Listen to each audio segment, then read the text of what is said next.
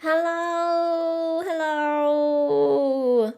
My goodness, I saw that. That did not look good. Darn it.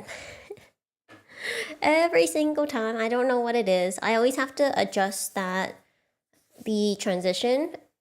But hello. Very true, very true.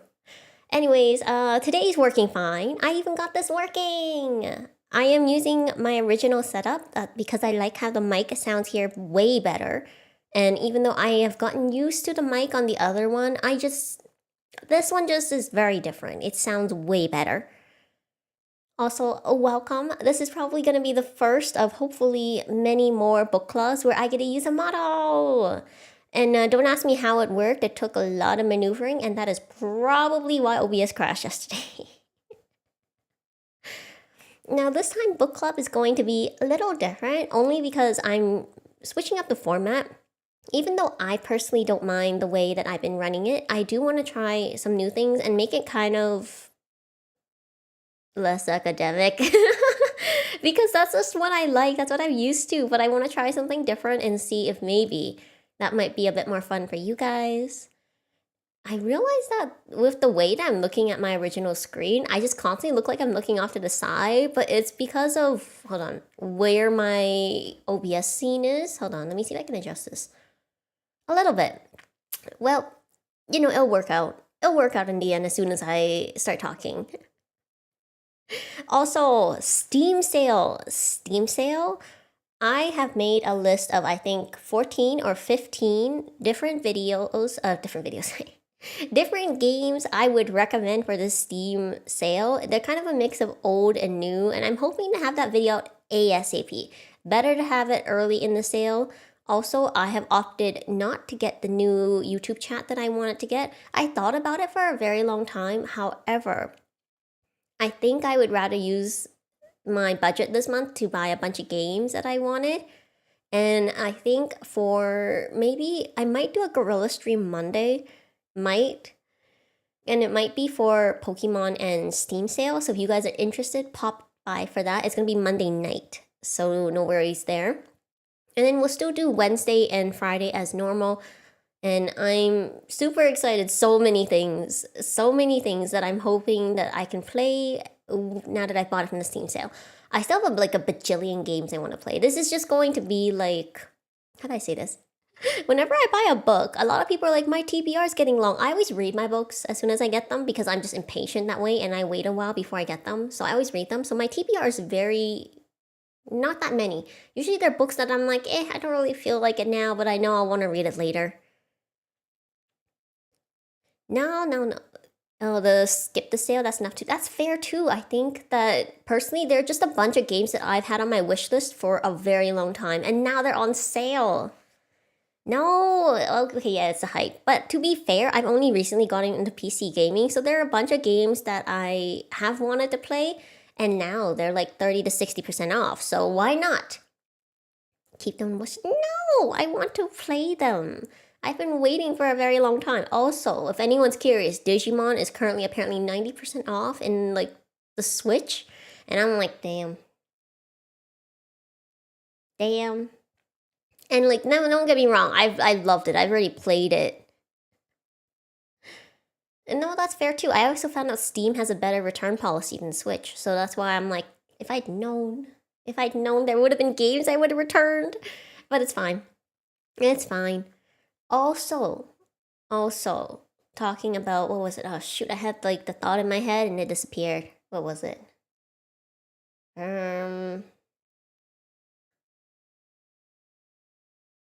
Oh, VTube Studio is on sale now, and I know that I bought it because technically I am monetizing off of VTube Studio, but like the fact that it's 30% off now, I'm like, Digimon. Yeah, Digimon Cyber Sleuth. No, that wasn't it. I got it. That was the thought. I was sad. So Cyber Sleuth and all the other games are 90% off. I was like, if they were 90% off on Steam, I would have bought that so fast. The Humble Bundle, yeah. Oh, those bundles are very, very good deals. I see how that can happen. I don't get those because I like, on one hand, I like supporting some of the causes, but then I'm like, I don't really want all those games. My Steam library is like 90% demos because you guys know that I just like trying the demos. I don't always get the game, which is how it's supposed to be. But I just mean the. I was looking at my Steam library and I was like, wow, you're sparse, and I still haven't played all the games. Oh my gosh. Oh, speaking of Digimon, I don't know what to pick.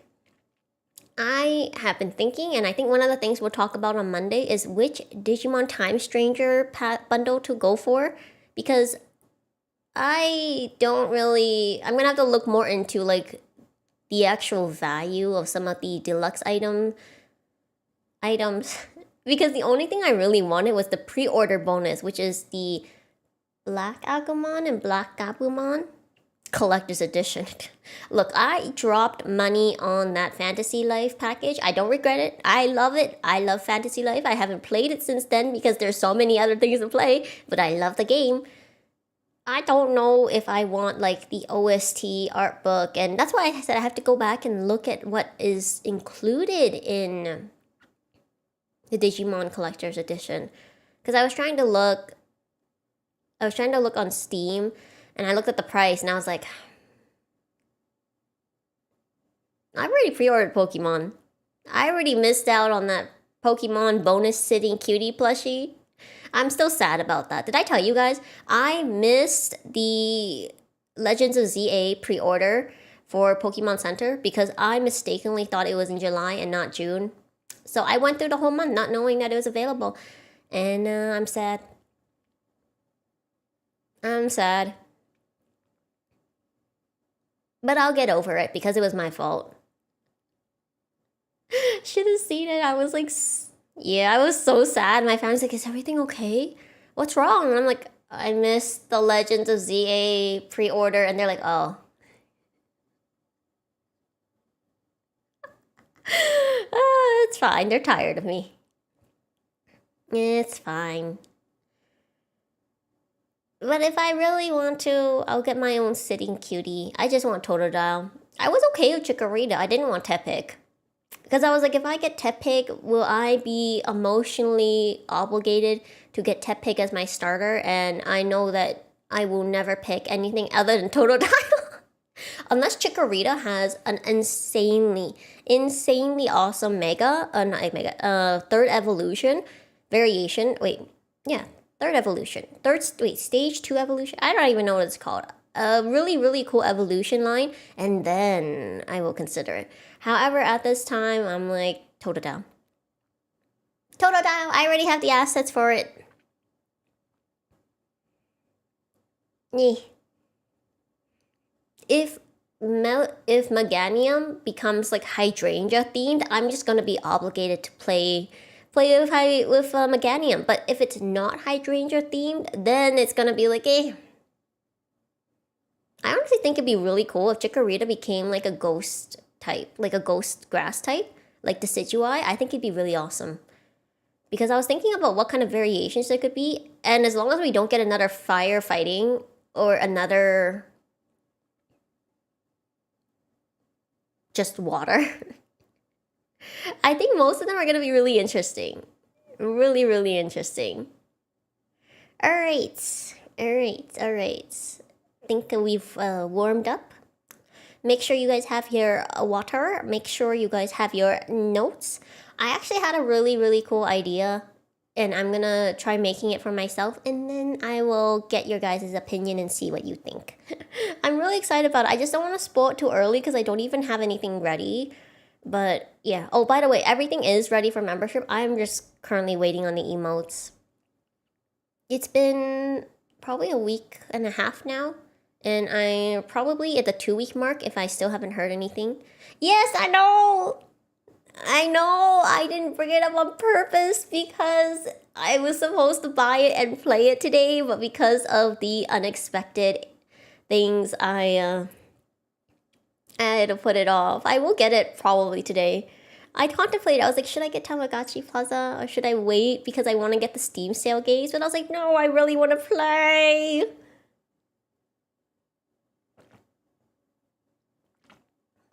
Nah. Yeah, probably like approaching the direction of late night rants, but not highly unfiltered. Not unfiltered. No, no, no, no, no. That's still on the internet. Membership stuff is still on the internet. Do I trust you guys not to take membership stuff and post it on X and Twitter? Yes. However, I still don't want it on the internet, yeah. Alright, so I do have marshmallows open. I updated, I found out. I have realized that number one, I didn't have the marshmallow link. I didn't have the marshmallow link on my description. That was my bad. I didn't have it for the last stream either. My bad. But, oh wait, I should probably, can I type it here? Wow, I don't know why OBS hasn't been letting me type in my chat, my YouTube chat, and I don't want to open a separate for YouTube because then it will slow my computer down. Anyways, basically, I have in the description box. I will adjust the description box because I reused my book club settings from last time and I did not realize that I did not change the model credits. So I will do that after the stream. But yeah, let's get into it. Now, if I sometimes look at the book, you see the book in front of me, it's because I'm looking at my notes. I have all the notes in here.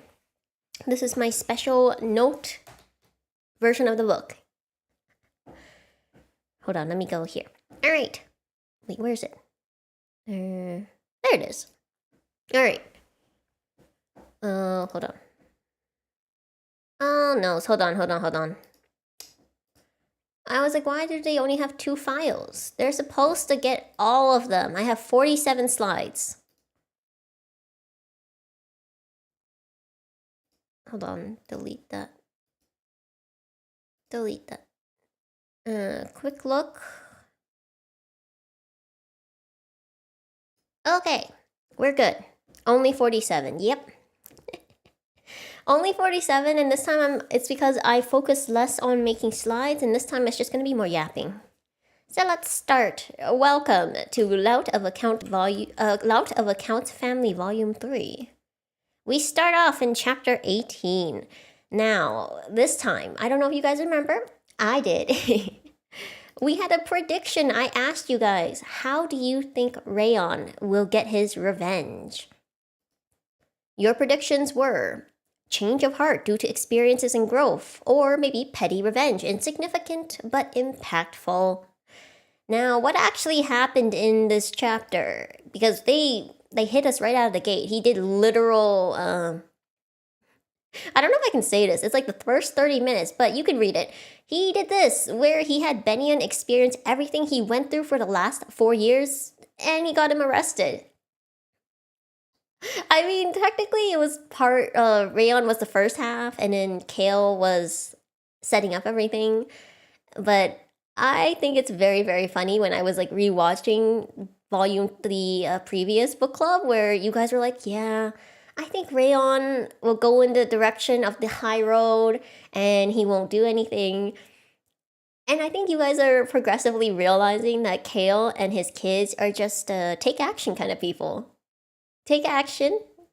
Especially in a future scene, I really want to reference a line where it definitely shows that Kale has like no qualms about people getting what they deserve. Honestly, I did not remember. I kind of remembered. Like, I do know the whole story, but sometimes when I was reading this, I was like, oh yeah, that happened. Oh, they've done this. Oh, that's right. And it was so fun for me. Like, even if I was reading my notes, sometimes I'd be like, is this gonna happen? And I was like, nope, I was wrong. But honestly, starting off super strong, chapter 18, where we have Kale setting the scene for Rayon to get his closure. We're gonna call it closure. It was full closure, and honestly, I felt like this was one of the things where I felt the manhwa did a really good job, because the manhwa condensed it into one chapter, and they showed the very impactful scenes, but they showed all like the moments. How do I say this?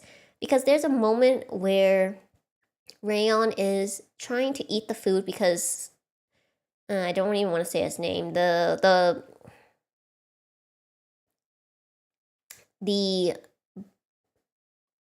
I'll just say his name. I don't have a nickname for him. It's too early. but Benyon says that he gets more of an appetite when he eats while watching Rayon go through his experiences. So I hate it. I hate Benyon. My original thought for this chapter was to make a hangman and to have a plot summary where you guys try to guess, and then it would slowly reveal Benyon. I had all the parts. I prepared it. I just couldn't get it working on OBS in time, and it was just like, damn, I should have. I dislike him so much. But anyways. So not only was Vikros brought into the fold, he was involved because he was the one literally enacting everything that Rayon went through, but he also made the food for Rayon. And I think this was a really important moment for Rayon because I think, well, Kale has a lot of thoughts for Rayon, but he knows that if Rayon doesn't face it, it will haunt him. He is young and he's dealing with it now, but like I said, Rayon has like half obsession, half fear of it. And I don't mean fear as in he would run away from Benyon, but fear of being in that situation again. He kind of needed acknowledgement that not only would he not, but there's a group of people that would do whatever they need to so Rayon wouldn't end up in that situation again. I think that's really important, knowing that Rayon A is stronger now, he's different now, but B, that he has a support system that cares for him and that would never let him end up in that situation again. So I think I see why they dedicated a whole chapter to this, and I think the author, you can tell that the author is really setting the stage for some future things. But we also got introduced to a new character, Odious Flynn. He is the uncle and leader of the underworld. Like I said, Kale is not a black and white person. He sees things in... He recognizes, as someone who's gone through a lot of experiences, the grays in lots of areas. So I think, like, who he chooses to work with, and he is selective. He does say that he chooses Odious because he does not operate in certain aspects of the black market. It's, and it, you know, we're not going to argue about if it's right or wrong. It's just he's willing to work with who he needs to get things done, and people who we think he can work with. I'll bring this up again later. But Odious is definitely someone that is not a one-time character. Anyone you see named is not a one-time character. Just a warning, or not a warning or hint. I also think it's crazy, absolutely crazy, that in this chapter, at the end, they're like, oh, he's broken. We don't need to bring in Cage, because Cage, of all people, Queen Cage, excels in psychological torture. We had a discussion. I couldn't figure out how to showcase this on the scene. But we had the discussion, is Cage a necromancer or is she a puppeteer? And I don't think we ever got an answer, but apparently the answer was none of the above, and she excels in, like, blessings, curses, and psychological... I didn't know how to explain it because I even forgot about this. Cage does appear... She is a recurring character, but I totally forgot that this is considered her specialty. So apparently the answer was none of the above. We were all wrong. And I was wrong too because I forgot. But it was amazing because now Taylor is in power, and Benyon being arrested is part of Taylor strengthening his power. We love to see it. It was a great chapter. Great chapter. And if you can't tell, I just wrote a bunch of disjointed notes. I think some of them are in order, but I'm trying to, like, give you guys the highlights. Chapter 19. Hold on. I just need to check really quickly. I know what is on these slides. I just want to make sure I know the order. Okay. 19 already. Yeah, 18 is very, very short. It's that's why I said the author devoted both the manhwa and the manhwa and the original author devoted 18 just to Rayon's closure. So it is pretty short. It's very short. Now, chapter 19, last time we talked about what do you guys think Kale will use the dead mana for? Because if you remember, this is the dead mana he got from the swamp from the dark forest near the Henatu's territory. It is from the... I think I said dead dragon already. Yeah, so it's very potent dead mana because it's from a dragon. He did give it to the whale tribe to help him process, remove the poison, and he received it along with 2 other items that we still don't know what they are.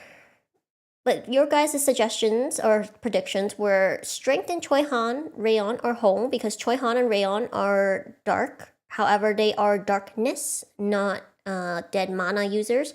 Or Hong, because again, poison user. However, like I mentioned, Hong is more focused on poison, and I don't really think he'd benefit from the dead mana, otherwise Kale would have already done that. Another suggestion was fail safe in case of war, which was crazy, but you know, I can see the logic in that. There was also making new mana bombs, potentially using it as a new weapon, and fake someone's death, because technically, when dead mana is created and occurs when someone dies. But however, most people cannot sense dead mana, and the ones who could sense dead mana would never be trusted whether someone is dead or alive, because they are, so to say, persecuted. Yeah. It is. It's crazy. It's crazy. There's so much going on in this story. But the truth of the matter is, Kale sold the dead mana to Crown Prince Albert as a part of a deal to obtain the Dark Forest, which is now under Kale, not his family, under Kale.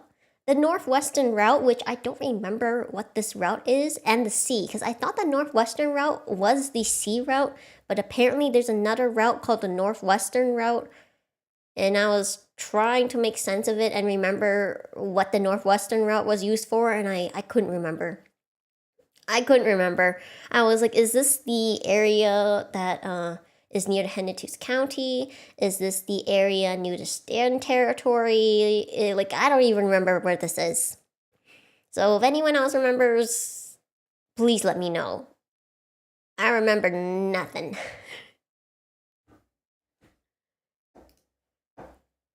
Hold on, just checking to make sure. Okay, yeah, I can just talk now. So some of these slides will have more, how do I say this? Some of these slides will definitely have more for me to show you guys. Most of them is just me yapping, because I realized when I tried to make plot recaps, I just didn't want to remove anything. They turned into page-by-page reviews. That's why this time I tried to go in a different direction. I just wrote down my notes. But anyways, starting from 19, as we said, not only did Kale start off the chapter by meeting with the Crown Prince after, having figured out his disguise, they also realized that the Crown Prince is apparently, and this is where I got confused. I will mention this again later because it's like a specific page and I do have it written down. They first mentioned that he's half dark elf, right? Because his mom is a dark elf, but his dad is human. So keep that in mind. They mention here that he's half dark elf. Dark elves have never harmed people, though, or corpse, even though they use dead mana. And this is recorded. They have never done anything yet. Time and time again, humans and elves hate them, persecute them, and chase them away. I wanted to bring this up because this whole volume focuses a lot on not taking things at face value, and I really like that. The elves are awesome. They look amazing. So not only that, we learn that Kale is always thinking in a big picture. Because not only did he help the Crown Prince gather mages in Rarun, which, number 1, strengthens his position. Number 2, brings more strength to Rarun. And number 3, he made a great deal. Dark elves don't want to hurt. That's the thing. In this, if you have any preconceived notions of dark elves, toss them out the window. The only thing that is true about the dark elves is that they're good at battle and they use dark mana. Subserviating expectations is the topic for this volume. I was going to say chapter. It's literally for this volume. Now, here's the thing. When I said that Kale sold the dark mana to the Crown Prince, the Crown Prince not only got the dragon mana, which is completely purified by the whale tribe, by the way, he also got the promise to sell partial blueprints for a future magic tower. Now, this is to help against strengthen, and Kale made a lot. But he is also promising to keep the Crown Prince's secret. Now that's the real kicker here. This is kind of like less of a deal, more of like, I know something, you don't want me to tell anyone else. You want me to keep this secret, you give me what I want. And that's how Kale operates a lot of the time. He kind of does it in like ebbs and flows, but I think like after 3 volumes, you guys should get a pretty good sense of his personality. His team does. It's very funny. One of my favorite scenes in this volume comes in a later chapter. But not just that. We think everything's good. Kale is in a great mood. He heads back to Hennetus County only to find Ron. Ron has returned, but he has lost an arm. Because not only did he go to enact his decade-long grudge, where we learned that Ron and Vicross. I keep calling him B-Cross because that's what the original translation was. So Vicross and Ron were actually part of what was one of the most prominent assassin families. There were 5 on the eastern continent. They were called the Moran family. Now, they were destroyed by Arm, and the only 2 survivors of Ron's family was Ron and Vicross. They ended up in Hennetus County, and they ended up in Hennetus for very specific reasons that will be talked about in future chapters. However, that's when Ron decides to like say everything because boom, boom, boom. Guess what Ron has been poisoned with? Mermaid poison. So Ron, and at this point, a lot of people believe that mermaid poison is incurable. But no one knows that Kale, in fact, knows the cure and has cured people with it. So he comes back, confesses everything, just wants to see his son for a last time. And then Kale is like, damn. Hello, welcome. He's like, damn. How dare they? How dare they hurt my people? And immediately has Vicross pack up everything and they head out to go heal Ron. Immediately. Because he knows where they are. He knows. Also, the reason Ron lost his arm is because of a certain crazed mage who had lost his arm to Choi Han. See, this is why you gotta finish the job. You see, every time I read a novel and they let the person get away, and I'm like, why? You know they will come back and hurt you. Why? And this time, you see the consequence of that. Direct consequence, indirect consequence. It is a direct to Kale because it was his own person, but indirect because goddamn. Anyways, turns out the mermaids are helping Arm. Now Kale has confirmation. He's like, damn, this just got really bad. But it's fine. It's fine. He's gonna go out immediately. He changed his plans instead of resting for 6 months because don't forget, in a year he's planning to get the very, in his words, last ancient power. Now he's going right away to Uvar. Uvar is one of Kale's new bases because, as you know, it's where he invested. It's where a lot of things are gonna happen. Anyways, what they do... Okay, so I wrote 3 manas in my notes, and I was like, what do you mean manas? And I was like, oh, managers! 3 managers! Don't shorthand your own notes. Also, if I squint, it's because I'm trying to read my handwriting. He heads to Uvar, where he gets a new ship. This one was built by Mueller, who has a new model for Kale. I think the model is great. It's a great reference. Messy hand. Yeah, it is messy. The thing is, I used to only have one classmate friend. Well, one classmate, and then they later became my friend. Actually, that's not true. I've known them for years. No, you know what? It's fine. They're my friend. They're my friend. They were the only one who could read my handwriting. It didn't matter how messy it was, and I couldn't read it sometimes, but they were able to read it. It was nuts. I was like, how can you do this? And it was like a, what was it, party trick? But it was like, you literally not something they could showcase. But I've gotten better. I can write really nice if I take my time. It's just that when I'm in a rush, I get messy. Anyways, moving on. I forgot. Oh yeah. So he had Mueller build a ship, and it turns out to be a battleship. And Mueller is like, I'm gonna make this so strong, and because Mueller is like, damn, if I they might lock me on this ship. It was kind of interesting. It was kind of dark of Mueller. He's like, they might lock me on this ship. So Mueller is like, I'm gonna make this so strong.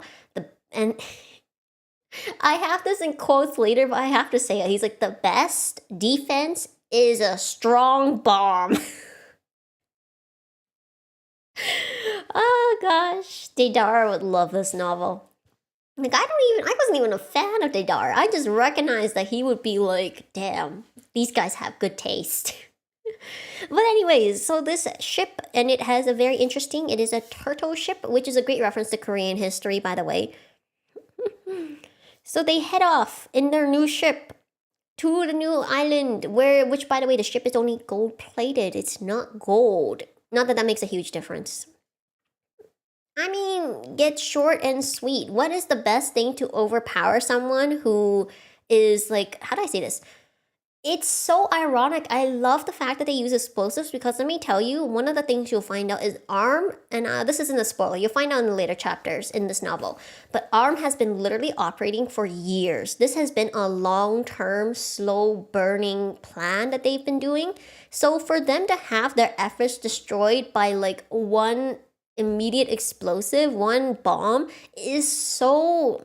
It's so good. It's so funny, and it makes so much sense because the best way to get rid of or deal with someone who is strategic and long term is to hit them hard, hit them fast, and immediately shatter everything they have. Because these are things that they've taken years to accumulate, whether it's personnel, whether it's plans, or whether it's allies, and to just get rid of all of them at once is just like a slap in their face. It's great. There's a reason for it, yeah. Anyways, I do, page 63, I won't read the quote, I don't like it, but let's all give an eye roll emote in the chat for the roof. The man who only cares now, damn. I don't want to keep discussing him, that's why I haven't brought him up a lot, but yeah.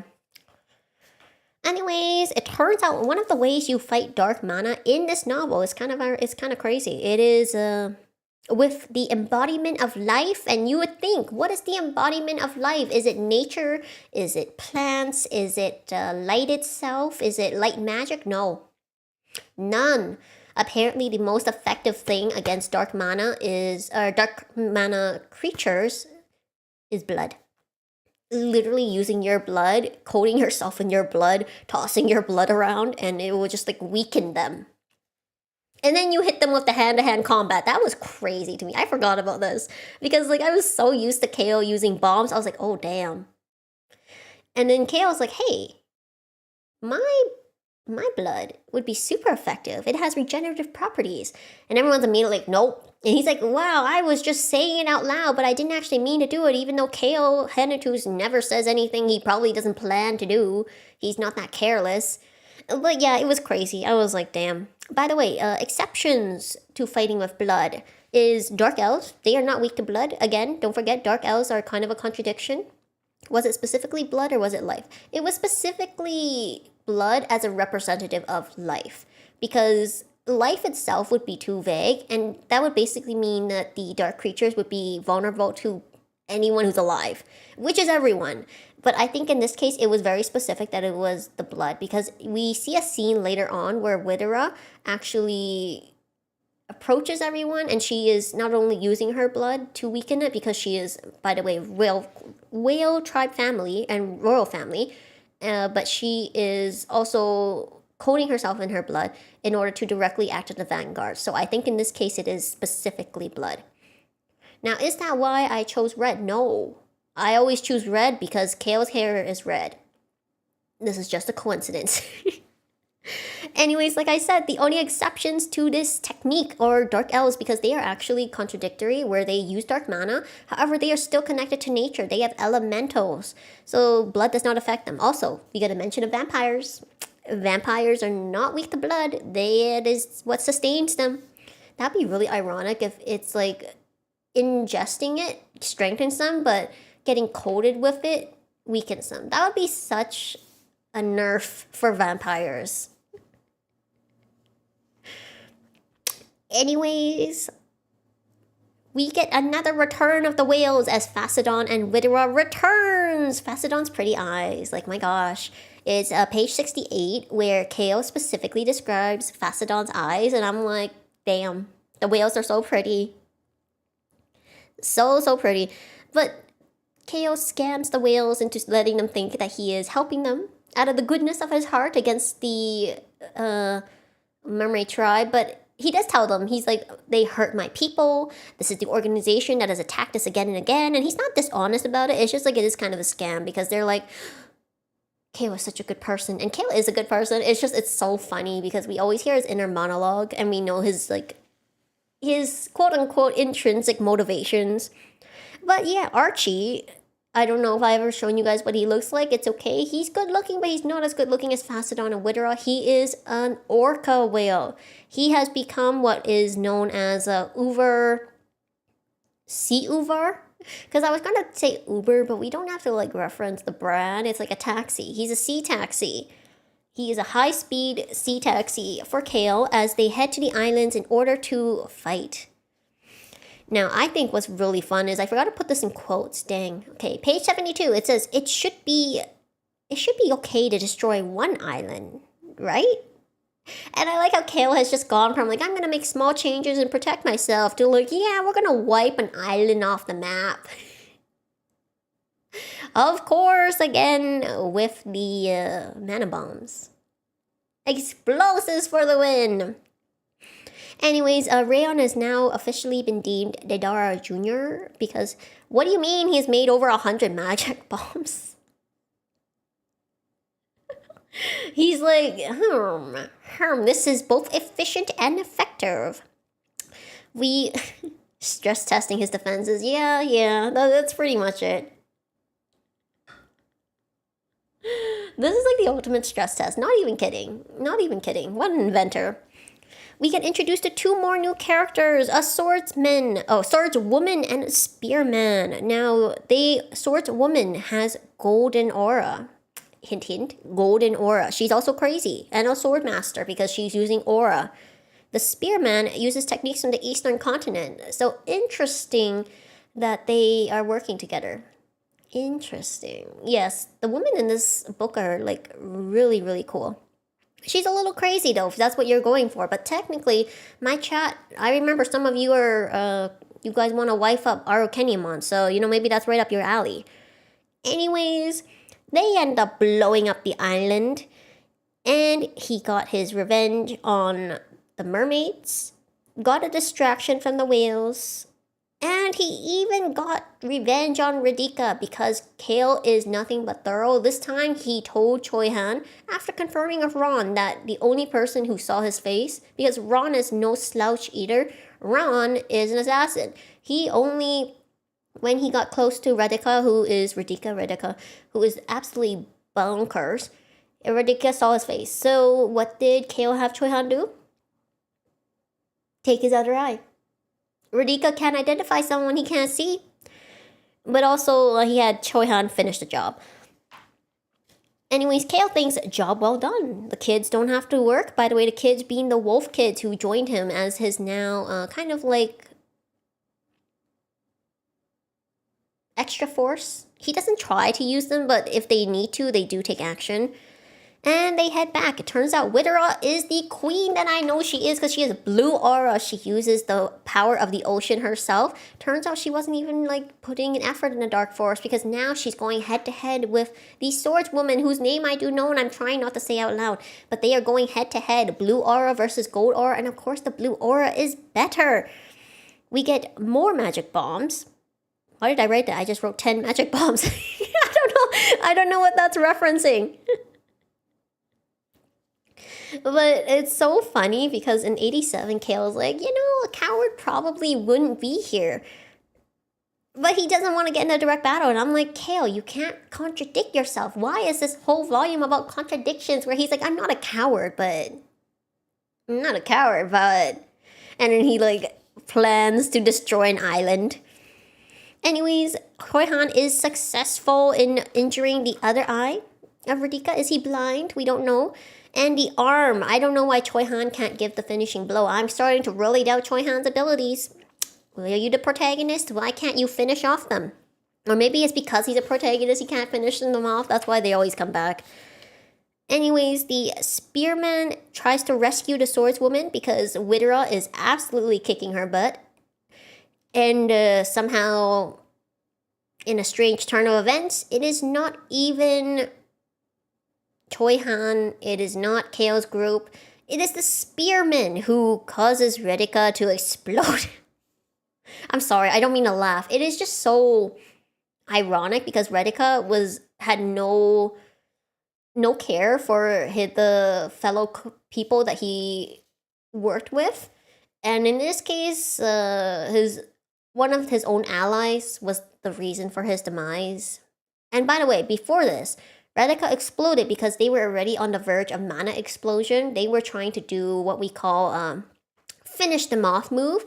If I go down, you will all go down with me. Try to go towards Choi Han and his group on the verge of mana explosion. And after being hit by the aura or mana, we don't know. Turns out the spearman is also a mage, but they don't specify if it's aura or magic. Anyways, Redika blows up. So maybe in this case, the truth was Redika was Dadara all along. But Rayon is definitely Dadara's, his junior. Anyways, as they try to get away, because, now we know that he can use magic. Of course he uses. What is the most common way that enemies get away? They use an escape scroll. So Rayon, in his infinite wisdom, Rayon is so smart. So smart. He's learning so much from Kale. He attacks the spearman with magic and includes tracking magic. So he will always know where the spearman is, especially if he gets close. Rayon is learning so quickly. Well, now that everything is done, the island is destroyed, the mermaid base has been destroyed. By the way, the mermaid base was under the island. That's why Kale was like, might as well defeat 2 birds with one stone, 1 scroll. You have a tangent for the scroll? Alright, go on. Always interested in hearing your guys' thoughts on the, what is it? It's like they used Blink, and then they used the escape scroll, which took some time to warm up. Also, it was very ironic that Hannah was very nonchalant about being beat up until the spearman got injured. Something to mention. Oh shoot, I forgot to put the chapter on. We're about only on chapter 19, by the way. Chapter 19 was like action-packed. That's why we're still here.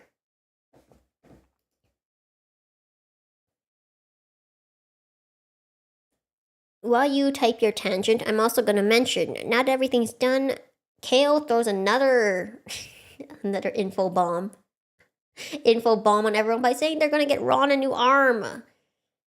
We know items hold mana. Necklace that saves jungle of water. Yes, yes.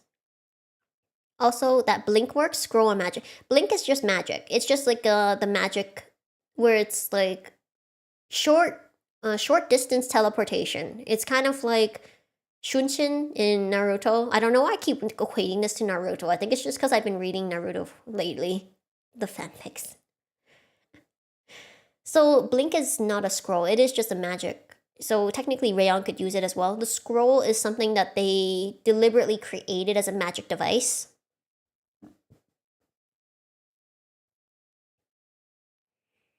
But keep typing. You can keep typing. I'm just going to continue mentioning why Kale doesn't get scrolls. He has his wind travel, ancient power, but just straight scroll teleport would be much more effective. I see. That is a good point. They don't ever specify. Because the thing is, Kale recognizes immediately that it is a scroll. However, I think what we can discern based on his reaction, and I'm trying to remember where that reaction specifically is. This is chapter 19. Let me find it. 19.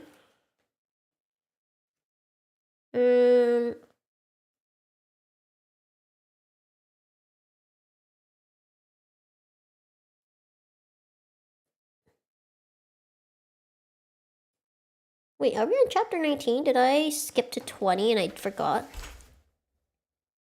I did! My bad! We're in chapter 20. We're not even in 19. Mans. No wonder I was like, wait, I feel like 19 is really long. 19 was not this long when I remembered it. So that's 21. Where's 20? Okay, sorry, we were in 20 a while ago, starting from 3 managers. Hold on.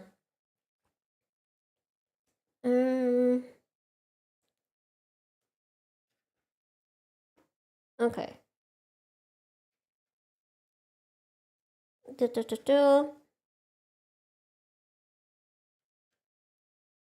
Oh, okay. I can't remember. There was a specific place where Kale mentions the magic scrolls, but he says that this is very typical of, fantasy novels, and his reaction implies that even though he's not surprised by their existence. I tried to find it. I couldn't remember. I should have written it down. There is one part where Kale is like, "Oh, it's a magic scroll. Of course it exists because this is a fantasy world." However, I think Kale wasn't sure if they existed or not. I do agree that it is uncharacteristic of Kale. Sorry, we're in 20. It's uncharacteristic of Kale not to do his research to be like, what kind of items are available to me? What kind of magic could I start to accumulate? Things like that. I totally agree with that. I do think Kale is not the kind of person to hoard for himself at this time. I will say that because he's someone who builds up his strength one by one, but rather than rely on items, he is someone who tries to strengthen himself first, if that makes sense. I'm not saying that I don't agree that Kale, being the kind of character he is, would want to use every advantage to his advantage. He definitely would have had Rosalind or Rayon start making scrolls so that everyone can use them in the event of an emergency. However, I will confirm that they pretty much never use these. I don't really know why. Maybe there is a reason for it in the author. Maybe we'll find out later on, but all I remember is that he doesn't really use these items, and I don't really remember why. So it's a good point. It's a good point. Especially because anything that the enemy uses, KO tends to learn from them and then make it better. Like the bombs, That was why he uses the bombs, because they started off this whole thing with the magic bombs. That's why KO destroys everything that ARM does with magic bombs as like a reminder that, hey, you tried to use this against us? Well, we're gonna throw it right back in your face. So that's very true. Oh, I think I only had one slide for this anyways, but I don't know if we'll have time, but we can like briefly discuss why do you guys think the mermaids sided with ARM. So they do mention that the mermaids at the very end of chapter 20, they do mention, Kale mentions like, oh, maybe the mermaids are resentful even though they know that the whales are trying to like lord over the waters, become the leader of the waters in order to maintain peace, but they can be resentful. He even mentions that there are 2 sides to every story, but he tries not to delve into it. Is that like a foreshadowing hint? Will we hear more about the mermaids in the future? So what do you guys think? Why do you guys think the mermaids sided with ARM? Also, I'm trying to make sure I didn't miss anything. Okay, yeah, we're in chapter 21.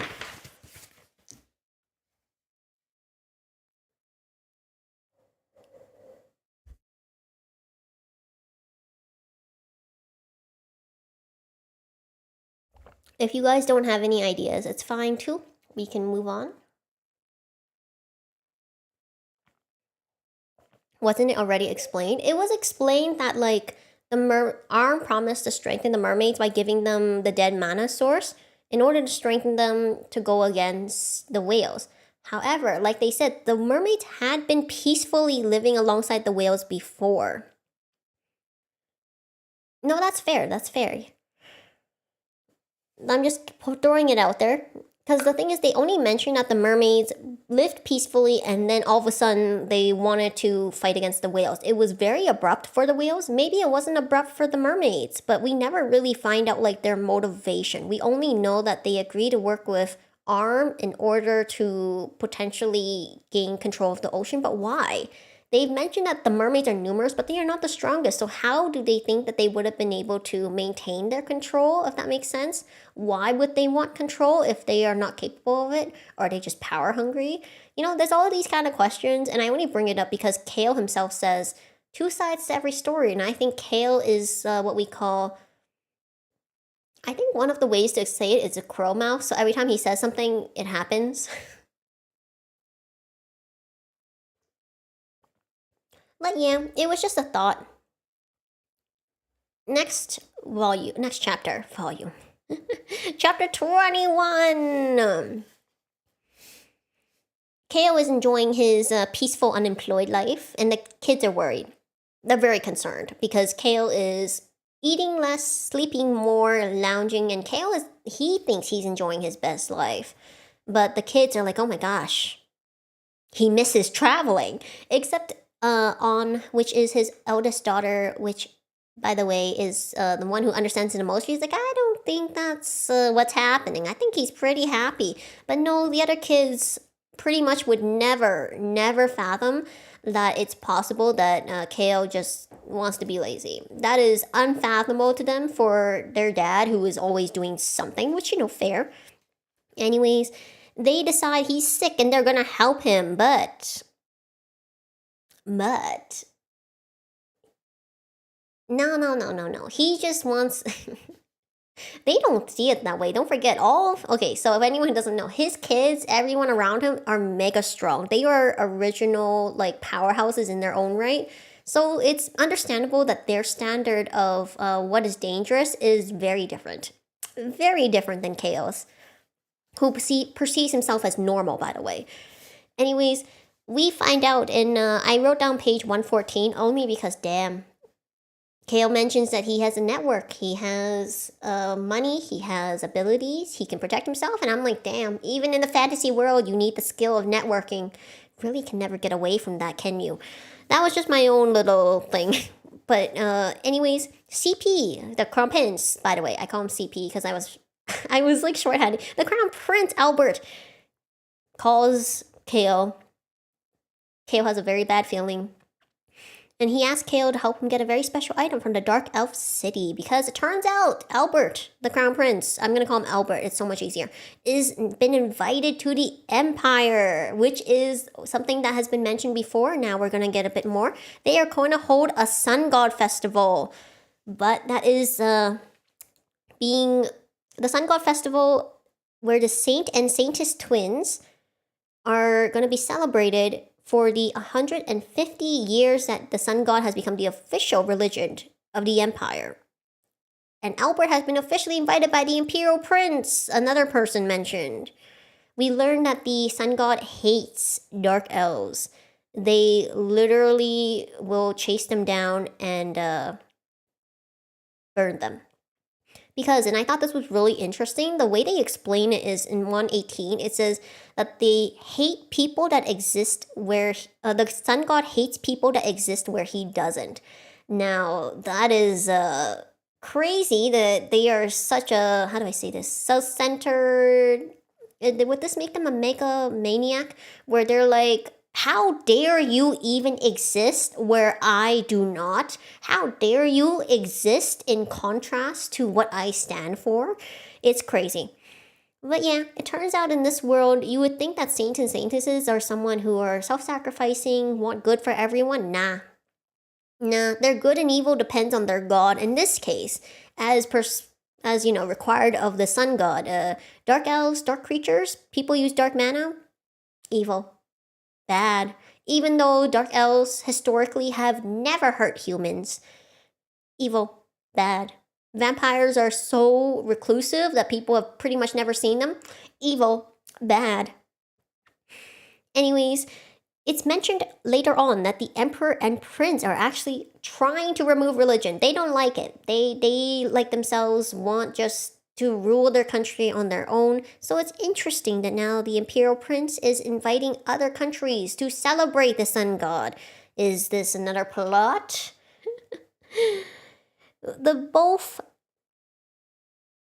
Okay, so I wrote here, both know, so why join hands? So the thing I meant was, apparently the Sun God knows the Empire is trying to push them out of the Empire, and the Empire knows the Sun God Temple knows they're trying to push them out. So why are they joining hands? Why are they doing the celebration? Turns out the prince also dabbles in alchemy because even though it's been 150 years that the sun god is the official religion of, the region, it has been 500 years of the alchemy bell tower. They're holding both celebrations at the same time. And this is kind of like religion versus science, although this case science is like alchemy. So it's not really science, it's still like spiritual, kind of. We'll get more into that. I can't really say more. Anyways, Kale at this point is now fully subscribed to the idea of blow up now and deal with later because he's like, if anything happens, we'll just blow up everything and then run away. You see, I told you this is the new it thing. This is Kale's new thing. He's like, I'll just blow it up. Turns out, Kale figures it out, but where the Dark Elves live is called the Land of Death, a Dark Elf city, also called the Death Desert. And it is where previous necromancers, which have been mentioned because they are the ones who could potentially give Ron a new arm, have battled before. It is infamous for being a place where dead mana does exist. And it makes sense. Now, Albert has sent his aunt as a guide. Her name is Tasha. She is also the leader of the Dark Elves that help him. And oh my gosh, it turns out Taylor is now the official heir, and Cage is now joining the party. She is officially joining to bless the item for Albert. Turns out the god of death is stronger than the sun god. Interesting. Is that why the sun god hates, hates everyone who does not sit under them? But I think it's interesting. Also, Cage is blessing the item for Albert because as a Dark Elf, he will only be protected and further strengthened by a blessing from the god of death. Also, Cage knows what they're getting and why she needs to bless it. And by that, I mean she knows that they're going to the Dark Elf city and she knows she needs to bless an item, but that's it. And she completely trusts Kale, so she's not asking any more questions. So Cage and Tasha are an amazing duo. And they become too powerful for Kale, so he ends up running away. Running away from them. I'm just making sure I didn't skip another chapter. Okay. They head off to a place called the Kingdom of Carl. New city, new place for us to add on that map. We'll have to look up a map later. But it's next to the Land of Death. Now, there's kind of a hard-to-read scene there where you probably wonder why they have a gate there. They're literally the Land of Death. Humans cannot survive there. Turns out that the ruling family is a piece of garbage, worse than Benny, and because they tax people so high, they are so desperate they are willing to run across a desert they cannot cross in order for the chance to reach the ocean, to reach a country that will take them anywhere they can go because it's the ocean. Anyways, that's a very hard chapter to read. We find out that the underground city, in order to activate it, you take a necklace, throw it into the ground, and somehow you get to find a latch that leads you to the city. Now, my question for you guys, let's get a poll started here. Pop quiz, how many necklaces are by the entrance of the City of Life? Which, by the way, my bad. That is what the Dark Elf City is called. I'm trying to make a poll. How do I make a poll? Hello? Oh, man. Okay, I'm gonna have to just do it manually here. Hold on. If my model slows down, you know why. I used to be able to make polls and everything in my OBS. I don't know why I can't anymore. Well, that's crazy.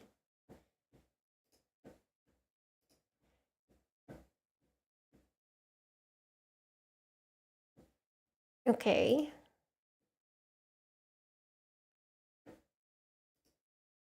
Okay, here we go. OBS, I'm disappointed in you. So we are doing a poll. How many necklaces? I'm making it short so I can get this. 1...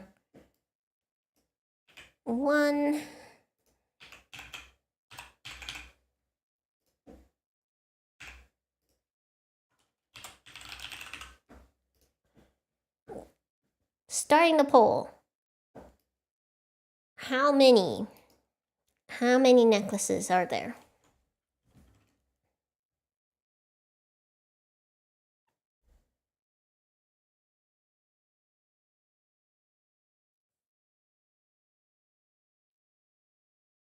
50-50. 50-50.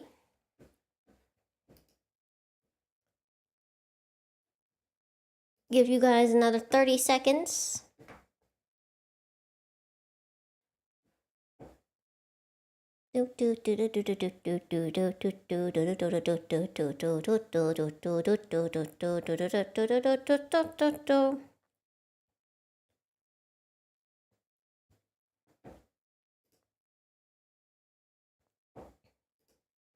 Wow, it's okay. 10, 9, 8, 7, 6, 5, 4, 3, 2, 1. What do you guys think it is? We got a tie because everyone thought something different. 100,000, 0, and countless. All right. The answer is 0, because what do you mean that elves who are connected with nature wouldn't make a biodegradable necklace? That would therefore mean that no matter how many necklaces they throw in the sand, they would all become part of nature and would not litter at the entrance of the City of Life. Also, consider this. Yep, exactly. Also, consider this. Imagine that you walk somewhere and all of a sudden you're kicking sand and there's a bunch of necklaces. That would be suspicious. That would be very suspicious. Also, by the way, this is never officially mentioned. This is me using understanding, logic, common sense, my own inferences. But I'm pretty sure that if you had a bunch of necklaces by an entrance, that would make the entrance very obvious. So I think it would make sense that it would be 0. I'm not wrong. I can never be wrong. Hold on. Okay, yeah. So, can we discuss the necklace? Sure. What do you guys think of the magic device that is the necklace?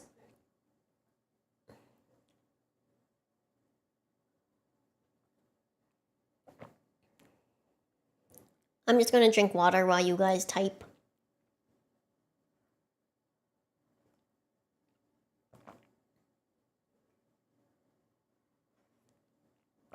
Alright, so I'm gonna start off. The necklace itself is how many are crafted. They do mention, and this is not, I think it's probably not in this volume, but I will tell you guys because I think it's not that big of a deal, that everyone who leaves the village does get a necklace. Because in case they need to head back, they all get a necklace. But the necklace is very unassuming. It is wooden. We only know of a few people out, yes. But they do mention that there is the Albert's people are all dark elves. So we know that there's at least a squad. Yeah, it is a wooden necklace. Also, we know that number 2, that there are elves who, it mentioned later in this chapter, do head out.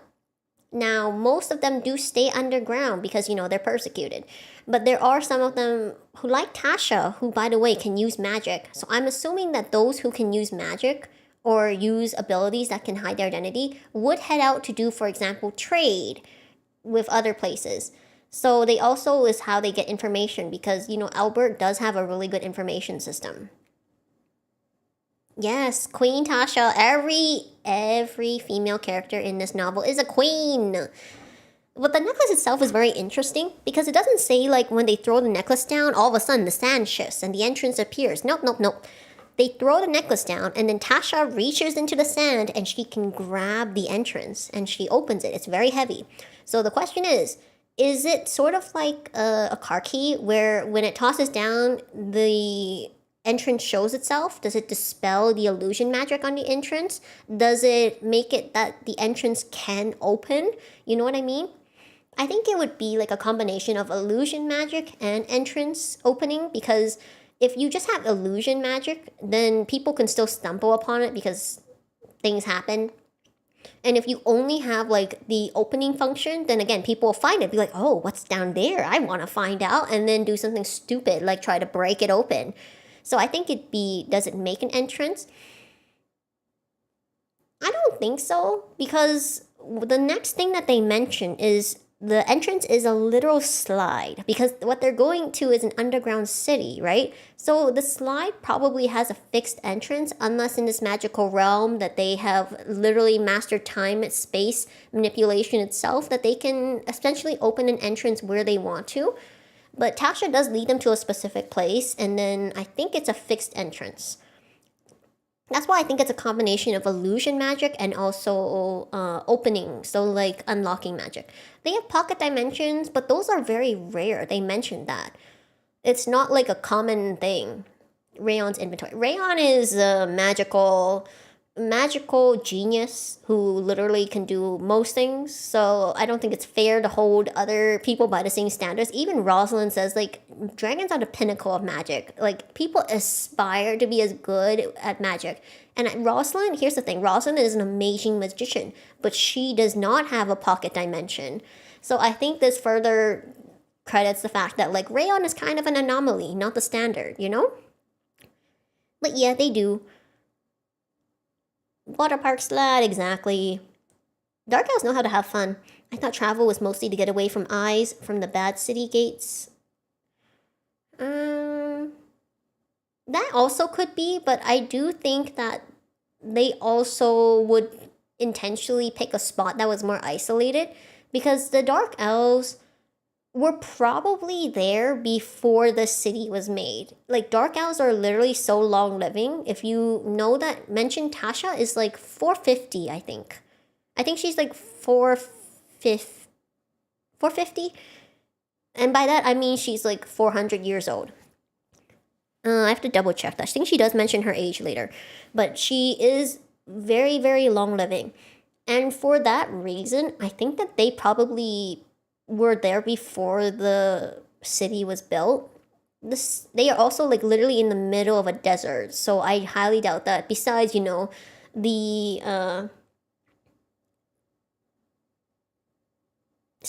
besides Suna, I was trying to think of the name.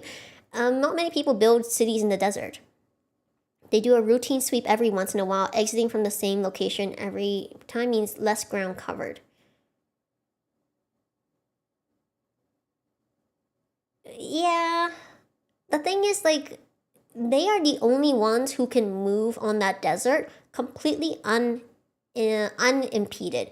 They say that dark elves, dark elves have great physical abilities. They also have elementals to help them search. So in terms of them only leaving from one place, it's probably because they A, have the help of the elementals to search a wider range for them, and B, this is where they live. They probably are very familiar with the terrain. They know where people tend to end up. They know where people tend to avoid.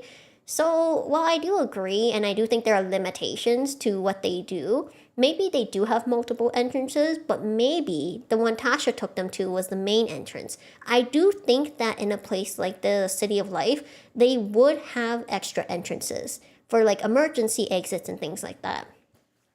So I don't think it's out of the realm to think that they have multiple entrances. I do think this is the main one though, because they do mention once they go down that slide, there is a beautiful scenery. It is immediate entrance to the city, and they also have very colorful and soft cushions at the bottom. They thought of everything.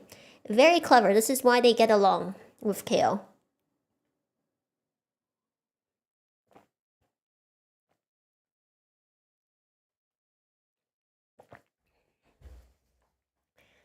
But yeah, fantasy magic has the bonus of not only plot armor, but magic. They do mention it, yeah. It's kind of like very, very brief. I might have to write down the page in the future, but I think they do specifically mention that they often work in tandem with their elementals. So that was my thought. Don't disagree with you though. Definitely don't disagree. Because I think as long as the author hasn't mentioned it, a lot of things aren't open to interpretation, like how many necklaces are by the entrance. Anyways, we're gonna move forward. Apparently, this place is beautiful. It has a city integrated with nature, dazzling lights, high ceilings. You know, they got that resale value. And they even have parts of nature there. They are self-sufficient. They farm. They have literally established the safe haven, the bunkers that, I don't want to go into this, that people want in the apocalypse. This is where you should be. And it turns out that humans live together with them. For every 10 dark elves you see, there is a human there, which is very crazy. Because we'll find out later why. Anyways, turns out the dark elves often find humans in the desert running away from the city, and when they do, they will rescue them. Regular elves are known to hate humans. Oh, I did write it down. Okay.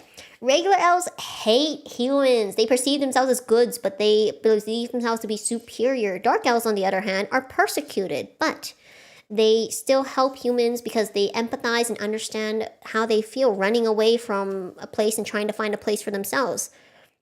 Now, the reason that the land of death is deadly, twice a year, dark mana, rises from the ground. This is why they believe, Kale specifically mentions that this land was probably granted to the dark elves by the god of death.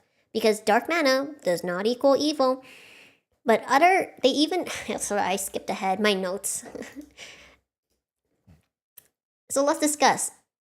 Did the god of death create the land of death for the dark elves? Why do you think so? Because here's the thing. If the dark elves believed in the god of death, I would understand why he would create a safe haven for his followers. But in this case, the god of death just established somewhere for the dark elves. However, he did not specifically reach out to them through an oracle and be like, this land has been therefore granted to you. None of that. None of that. Instead, it was more like the dark elves were like, hey, this is a place we can live. It's good for us. The humans probably won't come and bother us. Let's live here. So what do you guys think? This is something that only Kale mentions, and on one hand, Tasha and the other dark elves don't really have a reaction when Kale says this. But on the other hand, Kale does mention that, because of how the dark elves are, he's not surprised that there are beings who see that they are good people and want to help them.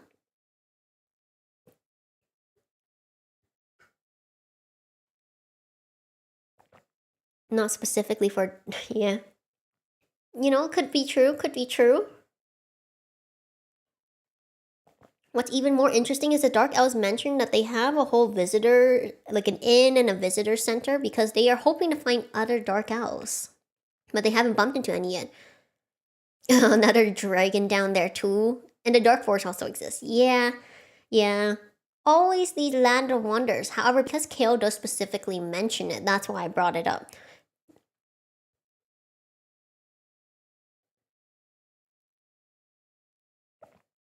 Which also I think is exactly what happened. They probably found this place, were like, hey, we can live here. And then they decided to live there. Like I said, the god of death did not reach out to them. He did not say, I grant this land upon you, this therefore is your home. He didn't say anything. Because the dark elves do not believe in the god of death. They believe in nature. They believe in nature itself. They technically kind of believe in the world tree, but it's more so they believe in nature. It's complicated. But they do mention, I just wanted to briefly talk about this and put little thoughts in your heads. But anyways, they say that other dark elves do exist, but they have not found them yet. This brings up an interesting question. Where do you guys think the dark elves could be? Don't know. And also because this place is a land of dark mana, could other dark creatures potentially live here? And anyways, Kale mentions the City of Life is most like Earth. Makes you wonder what else the dark places will show up. Where's the vampire? Yeah, see? We have all these questions. We haven't bumped into them yet. Gotta get things going though. I realize that normally I don't like doing these on Sunday because it's not as much time. So we gotta get going. Let's get going. Dark Sea for mermaids. That's the thing. I'm surprised that there is no Dark Sea for the mermaids because it's kind of complicated, but as beings who are strengthened by dark mana, they don't need it. They are just strengthened by it. It's interesting that they don't live in a place where dark mana exists. Does that make sense? It's interesting that they are kind of it brings an interesting point where they have somehow, even though they use dark mana, have not been persecuted by the whale tribe, yet they were still unsatisfied and tried to fight the whale tribe, even though other beings, if they had just had a place where they could live and be left alone, they probably would be fine, you know? Like we mentioned, the vampires are hermits because people hate them. The dark elves have to like live underground, but they technically have a place of their own, so they're pretty satisfied. They're not trying to like get rid of all the people. It's interesting that the mermaids have that contrast where they had a place, they were accepted, they still chose to fight against. And that's why sometimes it's kind of curious what kind of motivation they have. Anyways. Okay, so the elves, normal elves, while elegant or hermits, they hate dark elves even more. But humans and dark elves are actually pretty similar.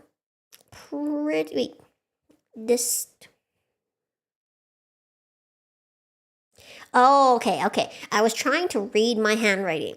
I basically wrote, it's interesting that the dark elves that are hated are more like humans, and the elves live like hermits. We find out more about the elves and the way they live later. They are definitely very different. They're kind of crunchy. If you guys know, you know. But anyways, turns out all kids in the City of Life get the same education, human or dark elf. And the eldest elf runs the city. It is Obante. He is 521 years old, and it turns out that Albert is the great-grandson of the City of Life leader. Now, this elf mayor, Obante, is going to give them a little bit of trouble because his elemental senses Rayon. It turns out Obante has met another dragon before. They also finally meet the necromancer, a human with dark affinity. Years young. Okay, fine. 521 years young. But he is the oldest in the city. On to 22. I gotta constantly check my notes. Hold on.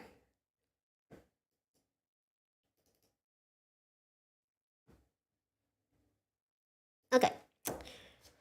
In chapter 22, we start off with Rayon finally exposing himself because Kale knows that elementals are so sensitive, especially if they have already encountered a dragon. There's no hiding it. So he has Rayon come out, and Rayon is hiding behind Kale. It is so cute. I want to see the manga panel for this. But the mayor immediately gets on his knees in front of Rayon. It turns out that the previous dragon that Abante had met had told him that standing in front of a dragon is the equivalent of challenging them. And Abante is like, I may be 521 years young. I don't want to fight a dragon. But turns out dark elves and elves both revere dragons. The dragon word is literally law. So when Rayon's like, get up, they get up. When Rayon's like, run away, run away. But Rayon doesn't do that because Rayon's a very good boy, raised well by his dad. We also find out that elves without elementals live in despair because they make a vow on their elemental bonds, the bonds of the elementals, that they will never talk about Rayon because Rayon needs to be a secret. Kale is trying to protect this 4-year-old baby, as he should. Finally, someone protecting the children. But the question is, if elves live in despair if they don't have an elemental, what about Crown Prince Albert? I think if he had an elemental, he would know more and Kale would have mentioned it because Kale can actually kind of sense the elementals. He can't see them because don't forget, elementals can only be seen by elves until they take on a physical form to like fight. So in this case, what about Crown Prince Albert? We don't see any mention of it. I think if he had an elemental, there would have been more of a sense. He probably wouldn't have been so helpless, if that makes sense, because it's mentioned that before Tasha helped him, Albert was very helpless, and Tasha is pretty much his support because Albert was not treated well in the palace. I don't think he has an elemental, but what do you guys think? Does he have a secret elemental? Does he have, will he... I was gonna skip to the next slide. I might as well. The next slide just says, if he had one, what element would it be? And the question is, do you think he will get one in the future? Personally, I think for Albert, if he were to get an elemental, I feel like he would get a wind elemental. I feel like he would use it to do dramatic effects when he gives speeches. You know, like that, the scenes where all of a sudden there's the wind blowing in your hair and you look fabulous. I feel like that'd be Albert. He'd need that to like charm people. It would be very effective. And if we're talking about like the most actual effective, I feel like an earth elemental to swallow up his brothers. I don't know. I don't think Albert like disdains his brothers, but it's just like what would be most effective versus what suits him. Hard to say because we haven't really seen Albert fight, right? We know that he's strong because Rayon says he's strong, but Rayon's a pretty good indicator because if Rayon thinks someone's strong, they're probably strong. But if we're talking about what element would suit him, it's hard to discuss only because we don't really know what elementals do yet. Elementals are brought up more in this volume, but they're not like they're specific things they do, if that makes sense. They're more like the elementals are there. They help with this, they do this, but we don't know like what specific elementals, if they have like offense or defense, if they have like specific abilities, or if there's like abilities that awaken only with certain individuals based on your own affinities and things like that. We don't know anything yet. Surely he already has an elemental. We would think so because he is an elf. However, it's just never brought up, so I thought it'd be an interesting point because they specifically say elves without elementals live in despair. But it turns out that, yeah, the Crown Prince, I keep writing CP, Crown Prince does not know about Rayon. I just wanted to bring it up. So it turns out that Cage blessing the bracelet increases the strength and gives Albert a chance to escape. His hair is changed by strong magic, so we can assume not necklace like Tasha. Yeah, so we never get directly into. Rayon only mentions that he has cracked the magic for Albert's transformation, but he never describes it. Is it like an ability? He only says that it's literally kind of like a dragon's magic because it's so undetectable. It is crazy. We never get really more in depth about how he manages to hide his appearance.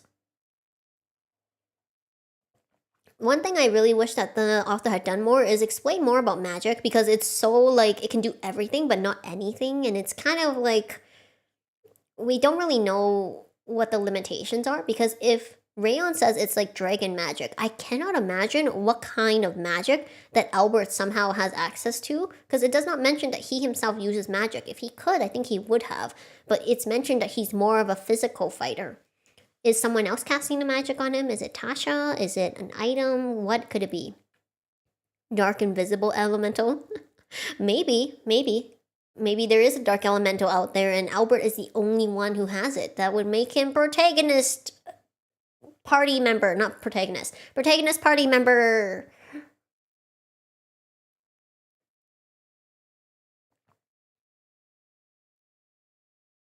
Sorry, I just realized I was looking at my water and I was like, oh, I'm running out. It's okay.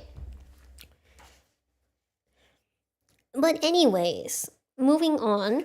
Turns out the elves have noticed that the dead mana is about time to rise. So that means Kale and his group will have to remain in the dark city, the city of light, for at least a week. Because the dead mana appears as a gas, which is pretty crazy. They actually specifically mention if the dead mana is a liquid. And they're like, nope, it's a gas, which means that there's literally no escape. And that must be why it's called the Land of Death. It's interesting that they specify that dead mana can be liquid. I think it's because Kale has experience with the swamp, so he knows it can be liquid. But here we meet Necromancer Mary. She is not only going to be the creator of the bracelet for Albert, but she is stronger than Rosalind, can control corpse with dead mana, is about 25 years old, constantly lives in pain, curious about the world, wants to travel, and two things of note, very, very curious. Number one, she is called a black web bearer. Apparently, the side effect of a human using dark mana means that they have spider web-like dark veins on their body. Very unfortunate, because while those dark webs allow them to gain power, they apparently always live in pain as a consequence of using something that was never meant for humans. She was also apparently given a relic by Obante. Now, I bring this up because they don't go into it, but it is later confirmed that this is the relic that allows Mary to learn how to control the dead mana. But she is instinctual at doing it. Surely, go for it. I'm starting to understand what my chat likes. Kale asks Mary for a new arm for Ron, and Mary agrees. She does not ask for anything, but 158 if you want to see Vikros and Ron's shock face. And by that I mean read it. So in exchange for this arm, Kale, because he is fair, tells Mary she will always have a place to stay in the dark forest. She will also grant her some of the dragon's dead mana, and he will save her once from the sun god if she's being persecuted. I think you can really tell that Kale really values Ron because he's giving so many things away for someone who's constantly negotiating things. Anyways, Mary now joins the party, and if you guys want to read the God of Death's blessing, I think that will get me demonetized. It is on 163, 164, Cage is Queen. Anyways, Albert shocks Kale appears when they have left the City of Light. One very fun note is, I forgot, I had the fun note, darn. We're running out of time, we gotta move on. If I remember, I'll bring it up later. But Albert shocks Kale. He appears in his dark elf form also very suddenly because apparently everything has been moved up. So Albert is in a rush and needs that bracelet. This is where it's kind of curious for me because why is it that we were mentioned that Albert is a half elf and then all of a sudden... Wait. If Albert is specifically said in 165 that he's a quarter dark elf, then is his mother half? But Tasha is his aunt, and it didn't mention that her sister was half. Because when they mention Albert, they've always said he's half elf because of his mom. However, now they're saying he's a quarter dark elf, and because of the bracelet, all of a sudden, his bracelet and his being strengthened by dark mana, his elf characteristics were strengthened and are more prevalent than the human ones now. And it's very confusing because I think if his mother was half, that would have been talked about more. They do mention his mother had a lighter complexion where she's more like a southerner's complexion. So maybe his mother was half, but then that begs the question as,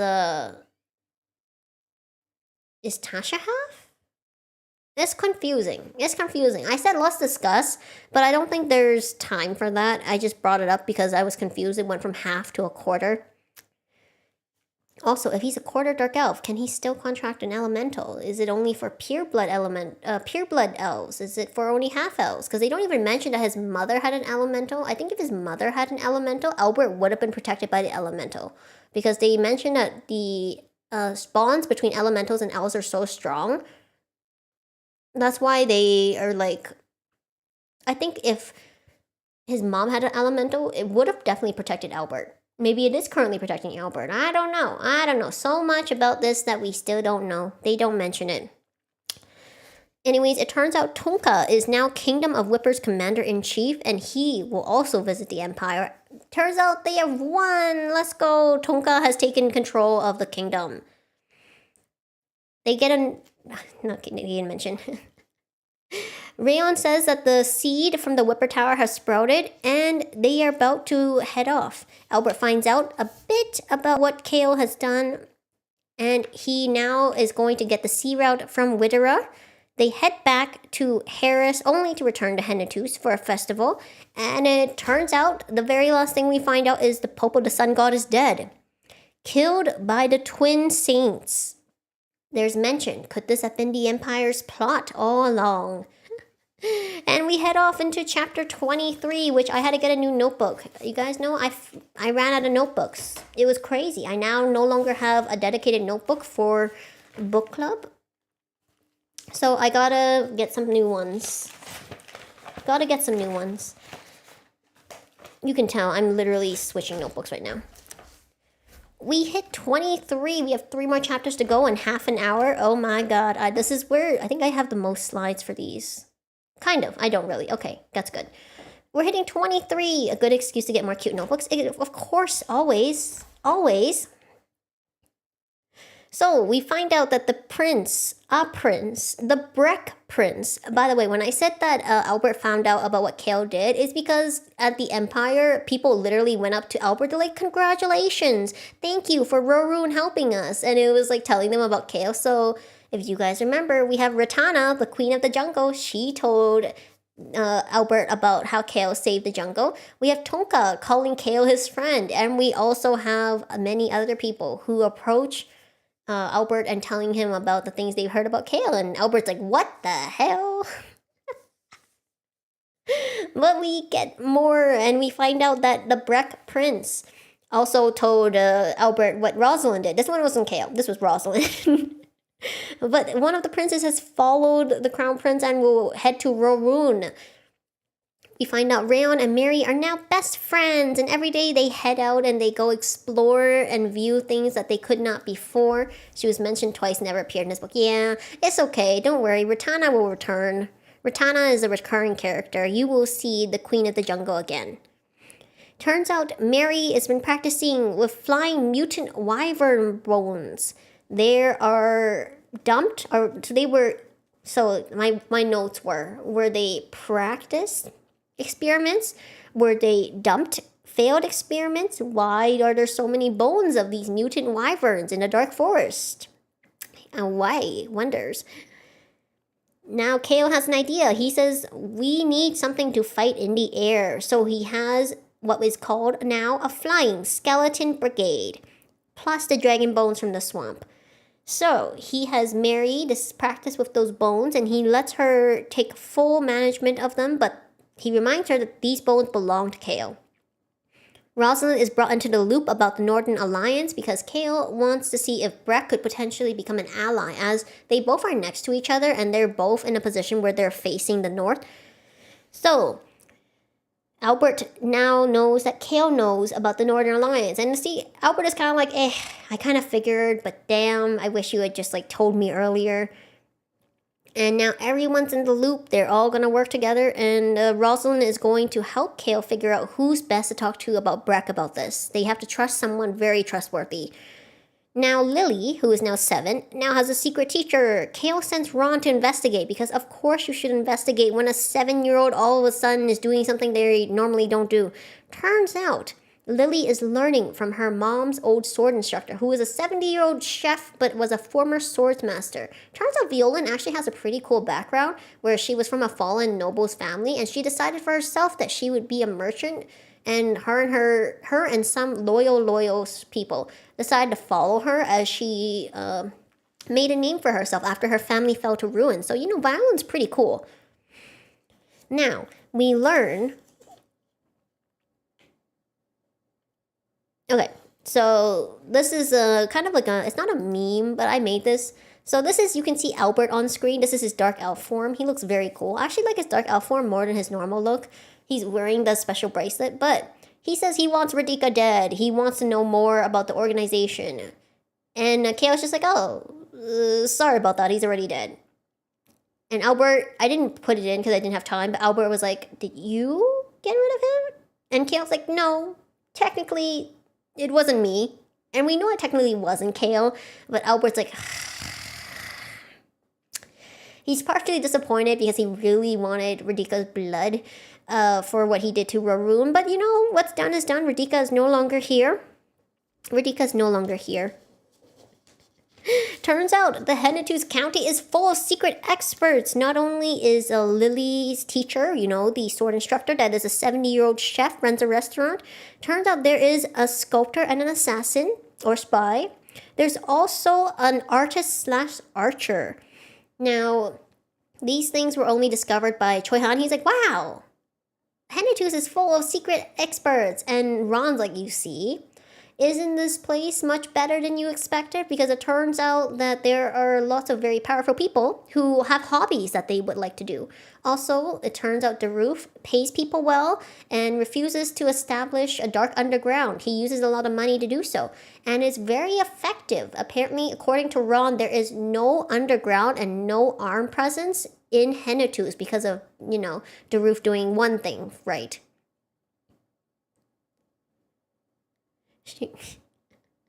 But basically, there are lots of very, very capable people. And these are people that Choi Han acknowledges are strong. That's how you know they're strong. Because Choi Han is pretty much like Rayon, where he's like, everyone is weak. It is laughable that you think you're strong.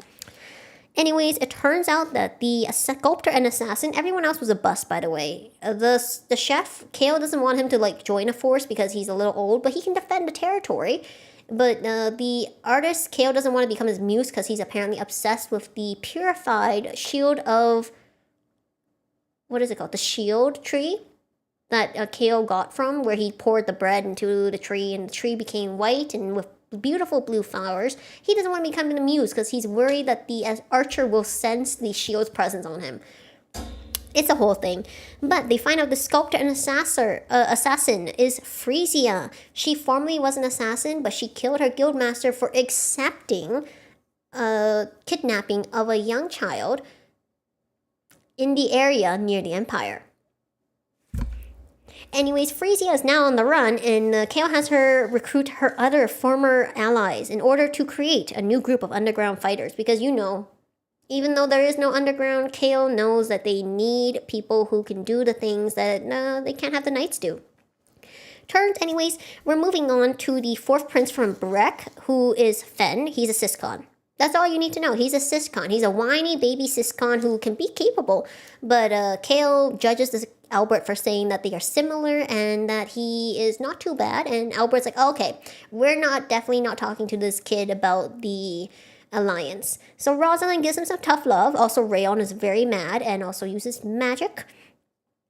But it turns out that with Kale's affirmation and Rayon's affirmation, Rosalind now understands that Harris is her home now.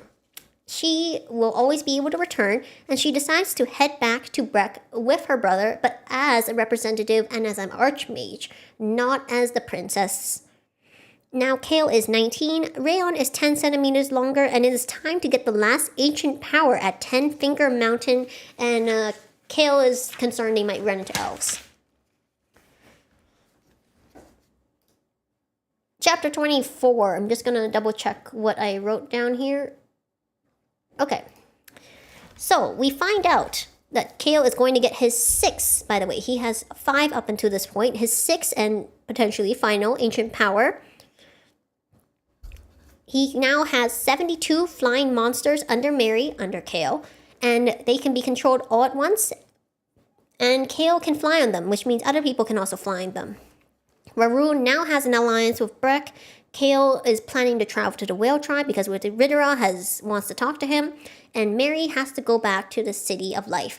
But she will return, and has also returned, a 300 skeleton army after spending 9 months in Harris.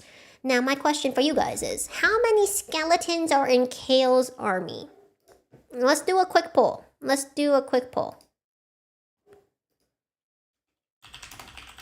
Oops, it's not typing. I didn't mean to make you guys do this much math. I just thought this was funny.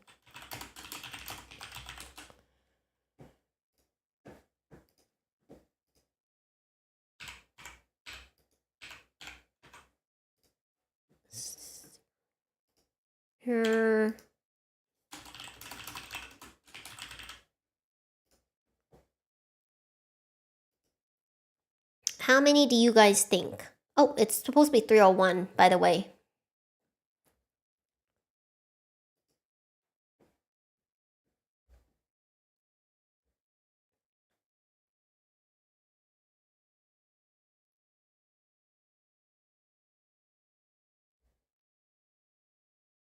All right. Somehow we're always...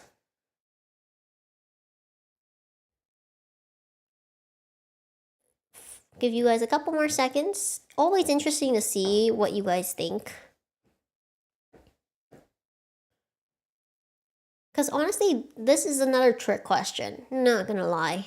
So 10, 9, 8, 7, 6, 5, 4, 3, 2, 1. Again, it's a tie. Everyone is very unsure. So let's see what the answer is. None of the above. Now, why is it none of the above? Because we never know what Kale truly has. They give us specific numbers, but if there's anything we know about Kale is he never fully talks about what he has. I think arguably the closest we could get is 373 because he has the 72 flying wyverns, 300. Oh, someone actually picked it. He has the 72 flying wyverns, the 300 of the skeletons, the normal skeletons that he says, and you can argue that maybe they include the flying wyverns in that, and they also have the one dragon skeleton. However, I think it's more likely to be none of the above, only because Kale never really shows his hand. He always has things like, for example, the 2 items he got from the whale tribe that he never has mentioned what they are. That's kind of like what he does. He has things in reserve and he doesn't really talk about it. We don't really know how many skeletons there are, but it's fun to try to figure out. Anyways, we find out in a wonderful turn of events. Oh, this is Kale and Rayon's new motto, probably. The greatest defense is a strong bomb. We gotta frame that. So, we find out Benny is in jail. Whoop! His father may secretly get rid of him. Yippee! He's suffering. He also can't eat. Apparently, he has a hard time eating food. I wonder why. Anyways, Kale goes back to Odious Flynn and tells him he wants 200,000 silver coins. Now, each coin is worth $10,000. A gold coin is worth 1 million. And using the Crown Prince's gold plaque that he got as his reward, he says he wants all these coins, which is, I believe, 2 billion in total, to make a silver path. Although he does promise to give 5 to Rayon as payment because Rayon has done a lot of good work and he does give Rayon a very good allowance. They are currently in a village where elves only go where they note, and this is Kale's crow mouth again. He's like, we will only bump into elves when they are on the verge of extinction. Elves never go to humans otherwise. And then they find 5. They immediately find 5 vegans. I say vegans very specifically. They're actually just vegetable and fruit people. And one of them, the elementals, are able to sense Rayon. So the elf is kind of crazy. He's looking around, falling around. Kale tries to have Rayon move around to distract the elf, but the elf starts chasing Kale instead of Rayon because apparently the elf is like, there's no way a dragon will be flying in the air in circles like a bee. He thinks that it's the dragon putting his presence in the air to distract the elves because he doesn't want to be bothered. Now, as the elf is chasing Kale, there's an elf chasing the elf, and his name is Pendrick. He has a C-shaped scar, and he was the previous person that was part of Choi Han's party in the original story. And he knows that this Kale has a very strong scent of nature. Kale has wind, wood, water, and 2 non-elementals. So that makes them believe that he has to be a dragon because no human would ever be able to collect that many ancient powers because ancient powers are random occurrences. Remember that. Turns out that their village elf is the elf village is in danger. The person who chased Kale is a warrior garden, and when Kale tells him leave me alone, he leaves Kale alone. Now Kale heads back to 10-Finger Mountain where he finds a golden pig sculpture. It is the last ancient power. And in a shocking turn of events, especially for Rayon, who has had his eyes open to a whole new world, Kale starts tossing the 200,000 silver coins into the fire. Now, these coins are not being melted. They are not offerings, but they are forming a path to the pig. Turns out, if you want to read at 224, where Rayon is completely corrupted by this event, and 226 is the backstory of this golden pig. But he made sure to use all 200,000 of their coins.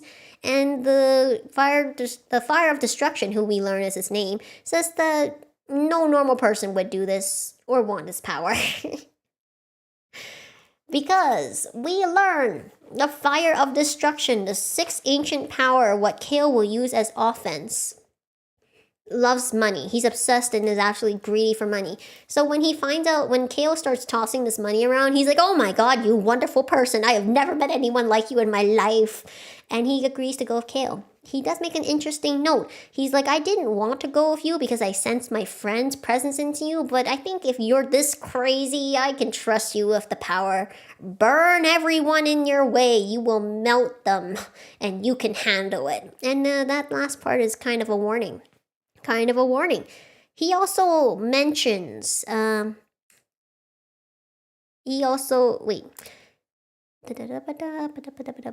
I wrote my notes out of order. So he mentions there is another power in the land of boulders where Kale lives. And I'm like, how did he know where Kale lives? I don't have time for a discussion. However, there is another ancient power And he tells Kale it is the strongest stone that not even he, the fire of destruction, can melt. By the way, the reason Kale had to throw money is not only to gain the fire of destruction, but the power is literally stronger the more money you spend. So Kale was like, if I gave you gold coins, how strong would you be? Anyways, the money all belongs to the fire of destruction. Now, kind of like how all the bread belongs to the shield. Kale can't access this, by the way. But now, Kale was scared of getting a pig tattoo. I would like to mention this. It turns out it's not. It's a rose gold lightning bolt. It's beautiful. But Raymond mentions at the very last part of the chapter that the magic spearman is nearby. Turns out he's at the elf village, and Pendrick, who had desperately gone to the fire of destruction of the ancient power, wanting to claim it to fight against all the arm organization that is attacking the village, because turns out Pendrick does not have an elemental. He is one of those elves living in despair. But Pendrick does have healing abilities. This is mentioned earlier, so it's kind of a give and a take. Anyways, turns out Arm is trying to steal the World Tree branch from the elf village. Now that World Tree branch is at every elf village because it has an illusion magic to hide and protect the village. You see, the elves have all these things and the dark elves had to make it for themselves. But anyways, they are being attacked by water infused with dead mana and also crazy people. We'll find more about them later. Kale thinks this is Mary's time to shine. For some reason, he mentions that, and then Mary doesn't appear. But they go to battle and they find a middle-aged swordsman and a 12-year-old old boy who is a tamer. Now, tamers have two abilities. One is to work together with the animals, and number two is to turn them into zombies. Now, once these animals become zombies, even getting rid of the tamer will just drive the animals crazy, and they'll never be able to be normal again. So, tamers can pretty much be good or bad. In this case, this tamer is an insane bad person because he's turned all the animals nearby into zombies. We also learned that there are two more people. One is an assassin called literally number 1, and then the other warrior garden, the one who was chasing Kale, we find out his name is Jeet. And Jeet is like, oh my god, what is a dragon doing here? And that is how the chapter ends. I think. Oh, I was going to say let's discuss, but we don't have time. Our Arm wants the World Tree branch. We're going to chapter 25. Wow, I was like, I'm going to make this so much more compact, and my notes are too long. Damn. I'm going to try to condense this. Chapter 25. Kale attacks using the lightning bolt. And it is crazy. The destruction, insane. Kale splurting blood and is about to faint. He has used up all the energy in his body, and you know what he wants to eat? Bread. Yep, he thinks he wants bread.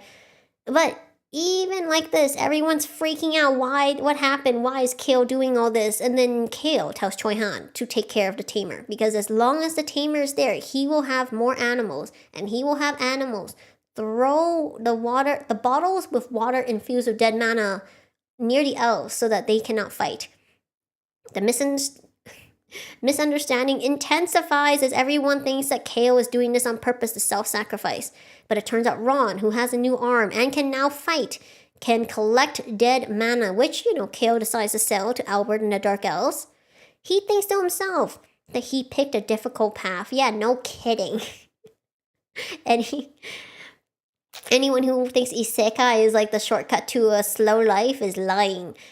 Anyways, he has the elves finish off the animals, and the spearman mentions the gold twins, where he specifically says that they're giving him trouble. So isn't that an interesting contrast where last time the swordswoman was so concerned about the spearman, but now the spearman is annoyed with the twins.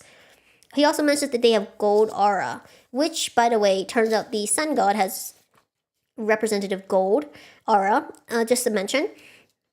Anyways, Rayon in his absolute rage towards Arm blows up the bandaged assassin, number 1. And then Kale passes out for 3 days. Now this is where the cover scene comes from, where Kale is wearing the crown laying on the ground. It turns out that the elves put Kale near the world tree and gave him a crown made from flowers and leaves from the world tree to amplify his recovery. That is like the ultimate honor, because elves not only hate humans, but they would never let anyone near the world tree branch. Anyways, They suspect that there is a dragon nearby, and Kale is not the dragon. But Kale was like, we're gonna keep that in our back pocket. Elves are uppity, they're not really nice. Also, Kale knows that these elves are the type to ask people to do things, and they think you should do them. We don't like selfish people. But they are selfish in that they constantly ask people to do things and don't offer anything in return because elves live a minimalistic life. They don't really have anything. It's crazy. Complete contrast to the dark elves. Yeah, okay, we're gonna go. It's fine. The poor baby was like having a hard time. We can't blame him for that. It was clearly in self defense. I was there, I was a witness. Anyways, it turns out that Canaria, which is the village chief of the elf village, tells Kale that the world tree is in the Lake of Despair, protected by a great gold dragon. Now, it turns out that the world tree is actually and the golden dragon are in the kingdom of Whipper. So the sociable ancient dragon is now Rayon's new goal of who he wants to meet. They also mention that he's unfortunately a little weak. That's why they're sending Pendrick to him, because Pendrick is a healer. But is he sick or is he just old? Anyways, if the elves are calling a dragon ancient, he must be very, very old. Kale makes sure to secure a favor for later because, like I said, elves will always ask for help, but they will never give you anything because they think you should do it out of the goodness of your heart. But if you ask them for help, they'll be like, eh. And then as they interrogate the swordsman that they managed to capture, his name is Belmod, the middle-aged swordsman. By the way, I forgot to mention this in my notes, but the tamer and the spearman get away with Blink and a scroll. But I believe that Choi Han does manage to finish off the tamer's eyes, and the spearman no longer has a weapon, and his legs are very, very... Are they destroyed, or is it the middle-aged swordsman? I can't remember. But Choi Han did make sure that the tamer now no longer has his eyesight. Turns out the tamer is also an old man. He somehow made himself look young, and he is very, very upset that Kale has harmed him with the thunderbolt. I skipped over a lot. I didn't write it down. My bad. Hello, welcome. And now they have the middle-aged swordsman in their capacity. They have the middle-aged swordsman, and they're going to interrogate him because he's kind of like middle to high. His job was to protect a tamer. And Kale makes a quick note that, like, oh yeah, elves are just like humans. He thought that they were just trying to talk to him or maybe, like, sedate him in order to get him to talk. Nah. These elves went full-on Vicross on them. They went full-on torture. It was crazy. Now, Kale, definitely talks to him, kind of, in a way. He is more so talking to Pendrick, but he is trying to see and communicate with this swordsman to see what he's willing to say. Turns out not a lot. Turns out that this guy just wanted to see who was the one that gave them trouble and then wanted to off himself with a specific capsule, the very typical poison in the mouth kind of trio. But Kale is one step ahead, has Hong paralyze the swordsman, and then Vicross, with his iron grip, not only stops the swordsman from biting down, but pulls it out. And turns out that the capsule is a magic device. What do you mean? Why is this pill not just poison? It's a magic device, and Rayon is going to investigate, research, and, potentially reuse it. It's going to be crazy.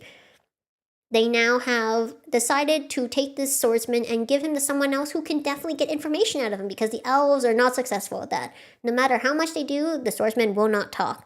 So they're going to pass it to someone else, Crown Prince Albert, because Kale's like, he'll handle it. He wants revenge. Turns out that there's no other race takes revenge as thoroughly as elves. Which is crazy. They think that they're superior to others, so that's why they absolutely refuse when people try to pull one over them. But they think that it's other people should just do what they ask anyways. That part annoyed me. That part definitely annoyed me. Kale deliberately brings up a bunch of notes, including the fact that Roroon has been attacked in front of Pendrick, so he'll pass it on to the elves. So, they now have a stronger impression of Kale, and now they are morally obligated by social convention. It was a trap all along. Because I don't think Kale actually thought he would get anything out of the swordsman. He just kind of wanted to set the stage for himself. Anyways, He decided to ask Pendrick to join the group to whip her. Pendrick agrees, and this crown prince now knows. He knows that Kale was gonna give him someone. Number one, they were captured in Rorun. They have more power in the hierarchy, and the only person with ability to probably get information out of him is Albert. I'm trying to condense so much more. It turns out the Whipper Kingdom is currently fighting the Empire, and Frisia is now running an intelligence brigade for Kale, who is going to utilize them to get more information as he's gone. And they kind of wonder, does the Empire have a secret agreement with ARM? Because the Empire still has not found the Gold Twins, even though they have not only caused the Imperial Prince to lose face, but there is now mass panic about why the Saint and Saintess killed the Pope, and even with the Empire's vast abilities, they can't find them. So after selling more dead mana to the Crown Prince Albert and the elves, he learns that elves would never help each other. Regular elves. They hate each other. They're just gonna be that's your fault. You were weak. So it turns out dark elves are always wanting to help other people, and elves who think themselves to be good just are selfish. I told you, this whole thing is about subserviating your expectations. Now, Kale has decided, like I mentioned earlier, to keep Rayon in reserve because he doesn't really like the elves. He also thinks it's nice to have an extra thing in the pocket to go against them. And Canaria gives Kale a book of legend. Now, Canaria is not being generous. Canaria has actually read the book. She thinks it's a silly story because ancient powers aren't greedy. They're not crazy about destruction. But she has actually gone to try to get the ancient power, and she hasn't gotten it. So she thinks there's no harm in giving it to Kale because it's not very important. She's very dismissive, even though she recognizes that he's their savior and has literally helped them. It's kind of crazy. Anyways, we get more of the Fire of Destruction's lore, and Kale is just interested when he heard that this next ancient power has taken all of the wealth of his friends and protected it. So now he's like, oh damn. Now I'm interested. The very last scene is Kale reuniting with Rosalind, who is now the leader of the Breck and Rorun Mage Alliance, and we go into the last chapter. Now this chapter is pretty short. I think I can get through it. By the way, oops. I did have other slides. I thought I checked. Hold on. Means... what magic would it need? I wanted to discuss some of these, but we really don't have time. Chapter 26.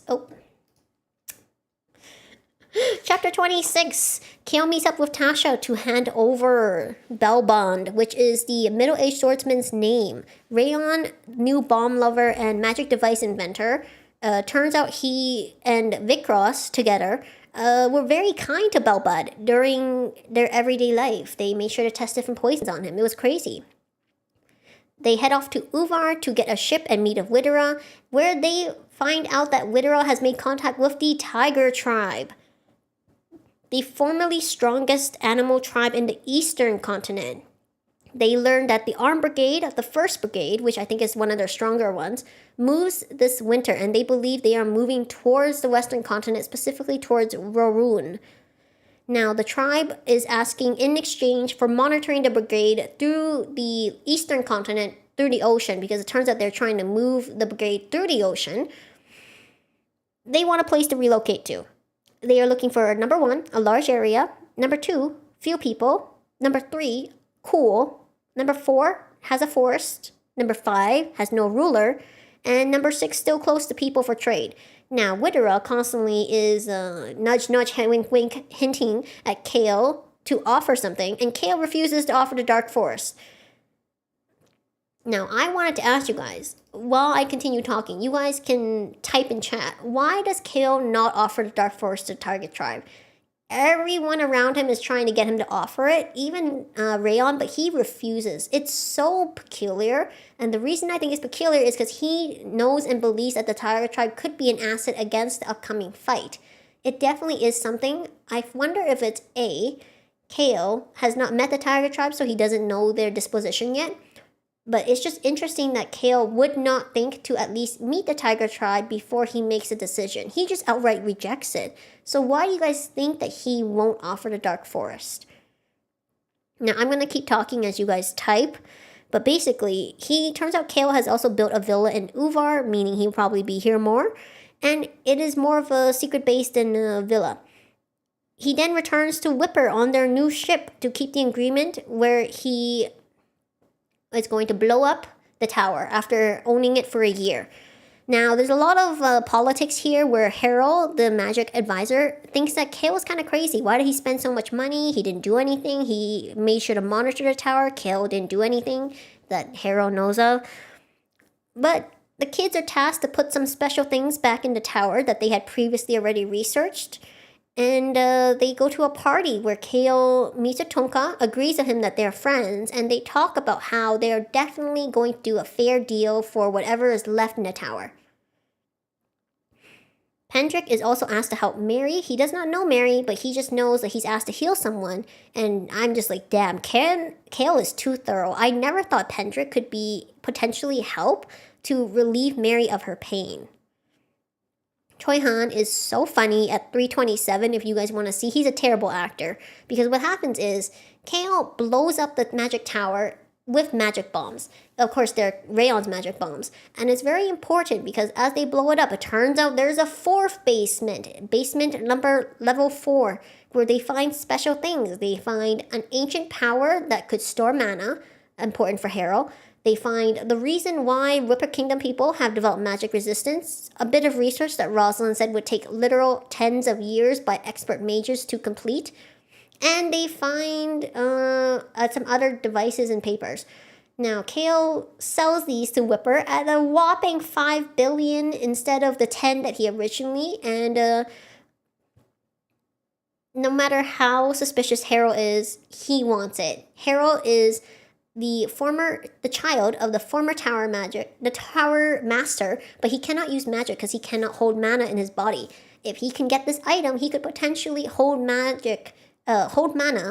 use magic, and contradict everything they've done so far. It's gonna be a wild whirlwind, but Harold wants to do it. So they pay. Tonka is very grateful because he thinks Kale is being generous because of their friendship, which Kale is like, let the misunderstandings continue.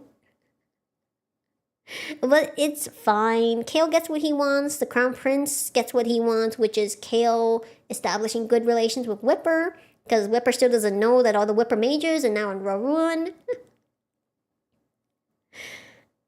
But now Choi Han acknowledges on 341 Kale's scam abilities. It's hilarious that Choi Han is showing more of his personality now that he's not trying to be perfect.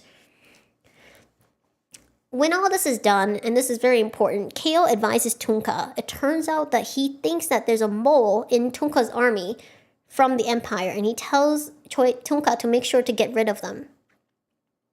We find out that the place where Kale picks up the permeating necklace was near the Gold Dragon's lair all along, but I wonder why the Gold Dragon never found it. So some of you guys' thoughts is I guess he has plans for something to do with the Dark Forest. He does own it now. That's the interesting thing. Kale does own the Dark Forest, so he probably does have plans. I just think it's interesting he doesn't even want to meet the Tiger Tribe. Anyways, we go on to the point where 346 if you want to see crazy elves, because what do you mean you stand outside and wait until the Gold Dragon wants to meet you? Everyone is like, are you crazy? Everyone's judging Pendrick and no one else, not even Rayon, is okay with just standing out there waiting for the Gold Dragon to grace them with his presence. But it turns out the snow that they were on the snow that it was raining on the mountain. Oh, you can tell I'm trying to condense this. All of a sudden it stops. I think it's because the snow, which apparently was made by the dragon, is like Nagato's rain and Ame, where it has sensing properties and it allows Nagato and the Gold Dragon to know whoever is on his mountain. And all of a sudden, there is a Gold Dragon in front of them. Beautiful. He looks like an elf. Now, Kale says that he is way more beautiful and makes the whales look like poppers. I don't agree with him. How dare he? I've seen Eruhaben the Gold Dragon. I've seen the Gold Dragon in the manhwa. He's beautiful, but Facedon and Widera are no slouches either. I know, my bad. But, anyways, Kale has Choi Han ready as baby Rayon approaches and says, "Hi, I'm Rayon. I'm 4 years old. what's your name? And the gold dragon to me is like, what's wrong with you? Why is a dragon greeting another dragon? Because it turns out dragons, as soon as they meet, they fight each other. They also have all individuality, no community, no sense of we are fellow dragons. Nah. So he thinks Rayon is like an anomaly.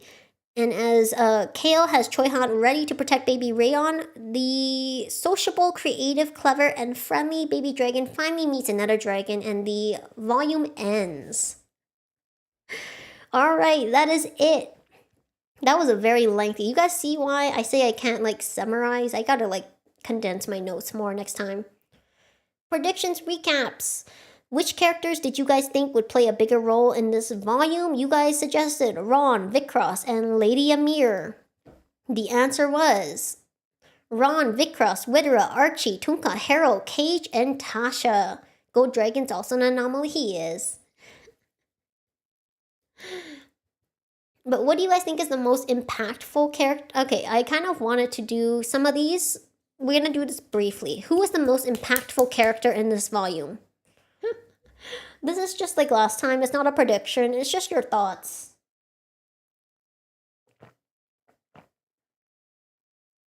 Losing my voice. I always lose my voice at the end of these.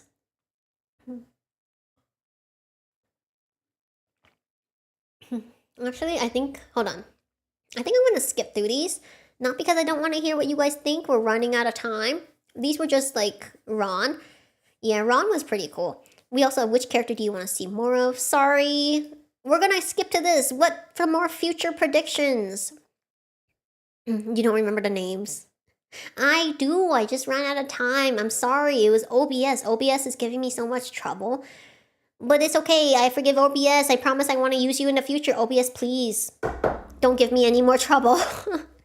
So predictions. What role will the ancient golden dragon have in future chapters? What do you guys think?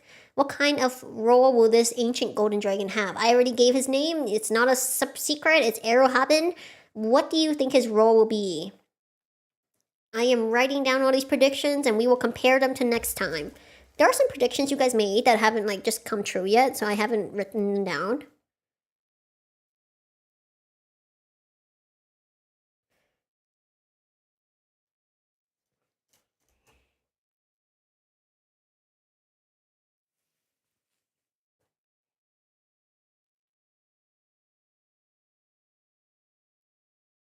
If you guys don't have any predictions, that's okay as well. You can just say NA, Oracle or Advisor or semi-party member like Mary. Okay, okay. Oracle because he's old or ability-wise, maybe. Oracle Advisor. Maybe...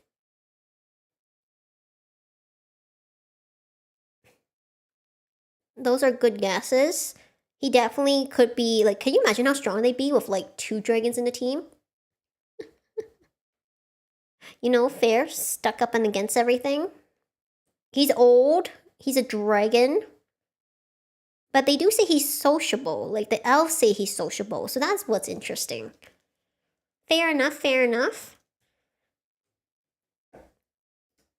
We also have... Do you guys think Kale will collect the Earth Ancient Power? Why or why not? Because we do mention multiple times, I think it was mentioned 3 times about the Earth Ancient Power in this volume alone. It's like the biggest hint hint nudge nudge or the biggest red herring we've ever seen. Because Kale himself is like, I don't need the Ancient Power. But he was even given a book about the Ancient Power with the lore. It's crazy. Gotta catch them all.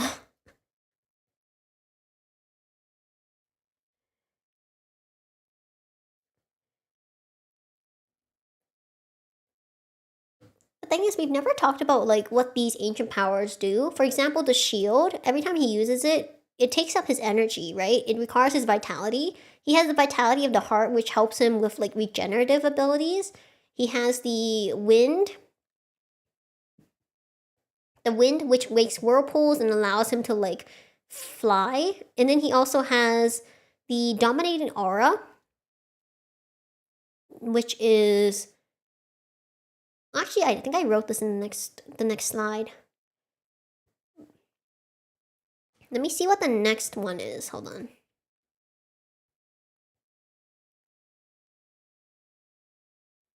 Okay, yeah. So my next one is kind of ties into this one. Give you guys a couple of seconds and then I'm gonna move on. It's fine if you guys also don't have predictions sometimes, because sometimes I don't think I'm giving you guys enough time to write or think anyways, so it's totally fair. If it's on the way, he'll probably take it. That's also fair. Because Kale is someone that's like, oh, why not? But he technically lives there. That's why it's ironic he's never wanted it. So, what do you guys think the Earth Ancient Power will do? Because each ancient power, hold on, if on the way, each ancient power has a role they play in terms of like what kind of thing they do. What? Hold on, I'm just gotta write this down. Okay.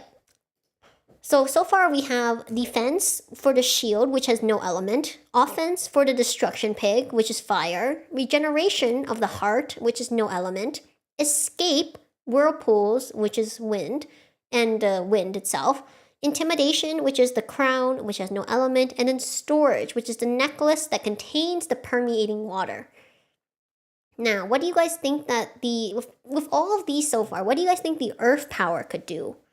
Because it feels like he's kind of got everything. So I don't really know what. Well, not that I don't know. I wonder what you guys think that the Earth Ancient Power, which they have mentioned multiple times, will be able to do.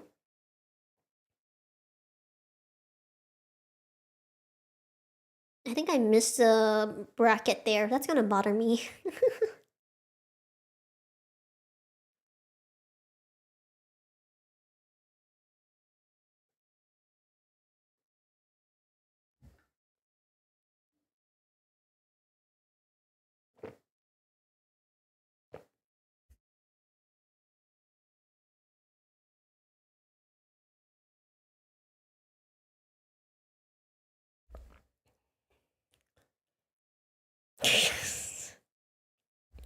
Alright, I'm just gonna write that down.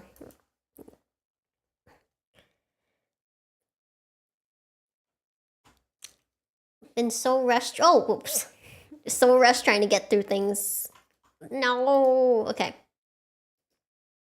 Hello? Hello? Oh, it's broken. Hold on. Oh.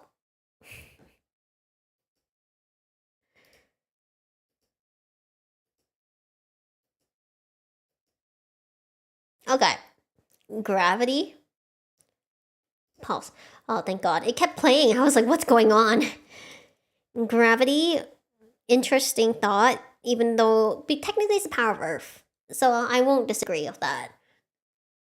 Interesting. So what do you guys, who do you think will attack first? The Northern Alliance or Arm's 1st Brigade? Because we mentioned both of these are upcoming battles, so I'm just curious. We talked about land or sea last time. You guys last time said land, because sea takes more time to make, but it looks like Kale and his crew already have a ship. I think it's been 9 months, and now it's been a year in total since this volume has spanned a year, because Kale says it took them a year before they go to the 10-Finger Mountain. So do you guys think that they now will have ships for an army, or will they have to first fight the Northern Alliance? This is like air or sea, but now I can give you guys specifics.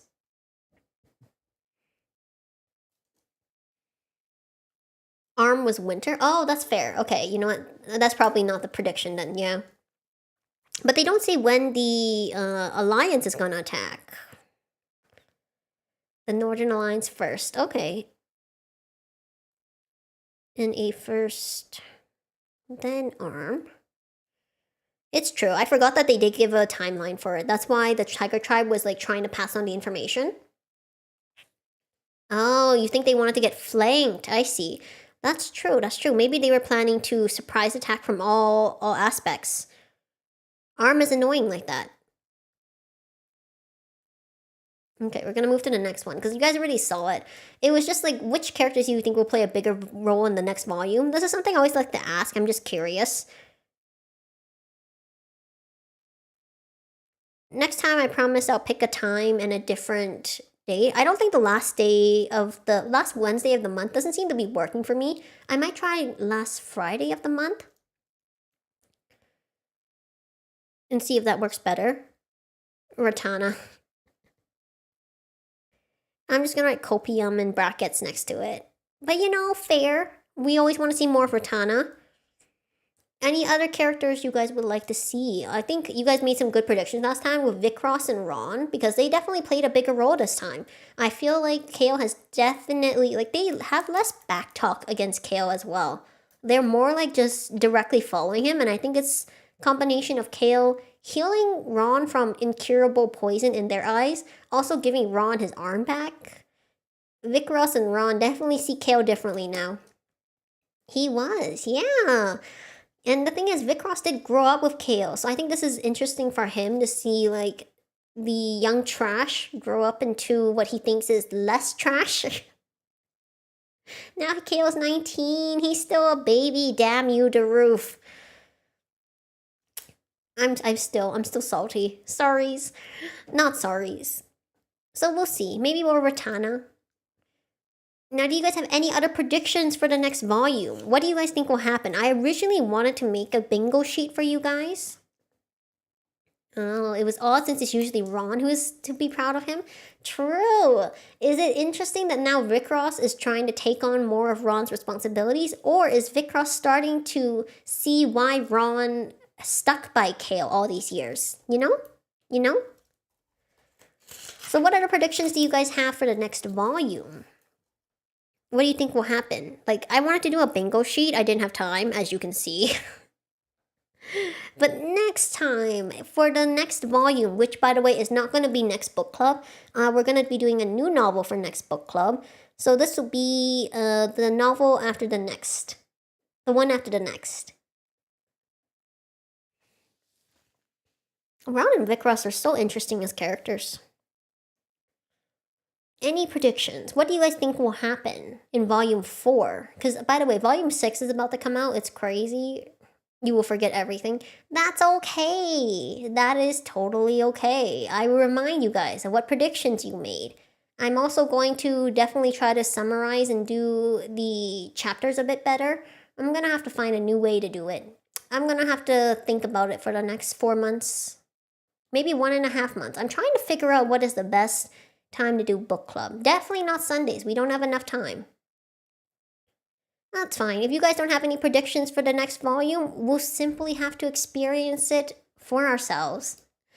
Anyways, that is NA fight. Probably meet the Saint Twins. Okay, fair enough. Sorry, you guys are probably just frantically typing, and I'm just being impatient. Fight, meet Sun Twins. It'll be interesting to meet the Sun Twins. I think some of you will be very excited to meet the Sun Twins and the Tiger Tribe. I want to meet the Tiger Tribe. I want you guys to see them. They're awesome. But the manhwa is, by the way, finished with season 3, so it will take a while for it to... I want to! We're just out of time. I gotta hurry before before I have to leave. I promise we will no longer do book clubs on Sunday. It is clearly not enough time, and especially because this time, I don't think my format was good. They are tigers. The tiger tribes are actual beastmen. They're actual tigers. But next time, I definitely will try to improve this. Thank you guys for being here. I hope that you guys enjoyed this more dramatic novel recap. It was a little too detailed for my liking, but... Beast folk. Okay. Corrected. But I definitely want to improve on how I do plot recaps. I think I'm gonna have to figure it out. I'm gonna have to figure out a way for me to do it in a more condensed way, but in a more engaging way. Gotta figure it out. And I also want to be able to give you guys more time to, like, get your opinions, because I know typing is long, typing is slow. You guys are slow typers. Not judging you. But anyways, thank you so much for joining me. I'm glad you are finally able to do this Volume 3 book club in the end. I hope that you guys will join me for the next one. We will be reading a new book. I'm so excited to see it because it is going to be an interesting contrast. It is still going to be an isekai, but a different kind of isekai. and it is called In the Land of Leadale. One of my favorite stories. I'm very excited to share it with you guys. And I hope you guys are excited to read that one as well. As always, thank you so much for joining me. I hope you have a wonderful rest of your weekend. I hope that you guys remember to drink water, stretch, take care of yourselves. You did mention it was similar. Yes, I did pick it on purpose because I kind of want you guys to do some comparisons. You won't mix up the worlds, I guarantee it, but you will see some interesting contrasts between Kale and the protagonist of the Land of Leadale as well as the setting. But as always, thank you guys so much for joining me, whether you chatted, lurked, or watched the VOD. I really appreciate you all for being here and being patient and understanding through all the trials and tribulations that have been going on. By the way, I'm having Chinese food for lunch because why is my favorite Vietnamese restaurant raised their price by $2? They've only been open for a month. Every 2 weeks they raise their price by $2. It is crazy. I have been priced out of an okay lunch. I'm gonna reduce them from good to okay because why do they keep increasing the price? I'm so sad. So Chinese food for lunch, Chinese takeout. But as always, thank you so much for joining me. I hope you guys have a wonderful rest of your week. I'm going to try to have the Steam sale recommendation video out as soon as possible. No kidding. I'm not even joking. Like, I can't even tell you. I called them the other day. I was like, hey, can I order something for pickup? And they're like, no, we don't do pickup anymore. You can call us after 2. And I'm like, huh? And it turns out they only do specific dishes during specific times. And I'm like, why would I wait 2 hours to order? I was salty, okay? So salty. They raised the price. They had me call and wait for lunch. It was weird. I just don't think it's a place that I will probably continue to buy at. Anyways, for sure, for reals now, thank you so much for joining me. And I hope I see you guys in the next stream. It might be tomorrow because I might do a short stream tomorrow. So keep an eye out for that waiting room. And I hope I see you guys there. Until next time.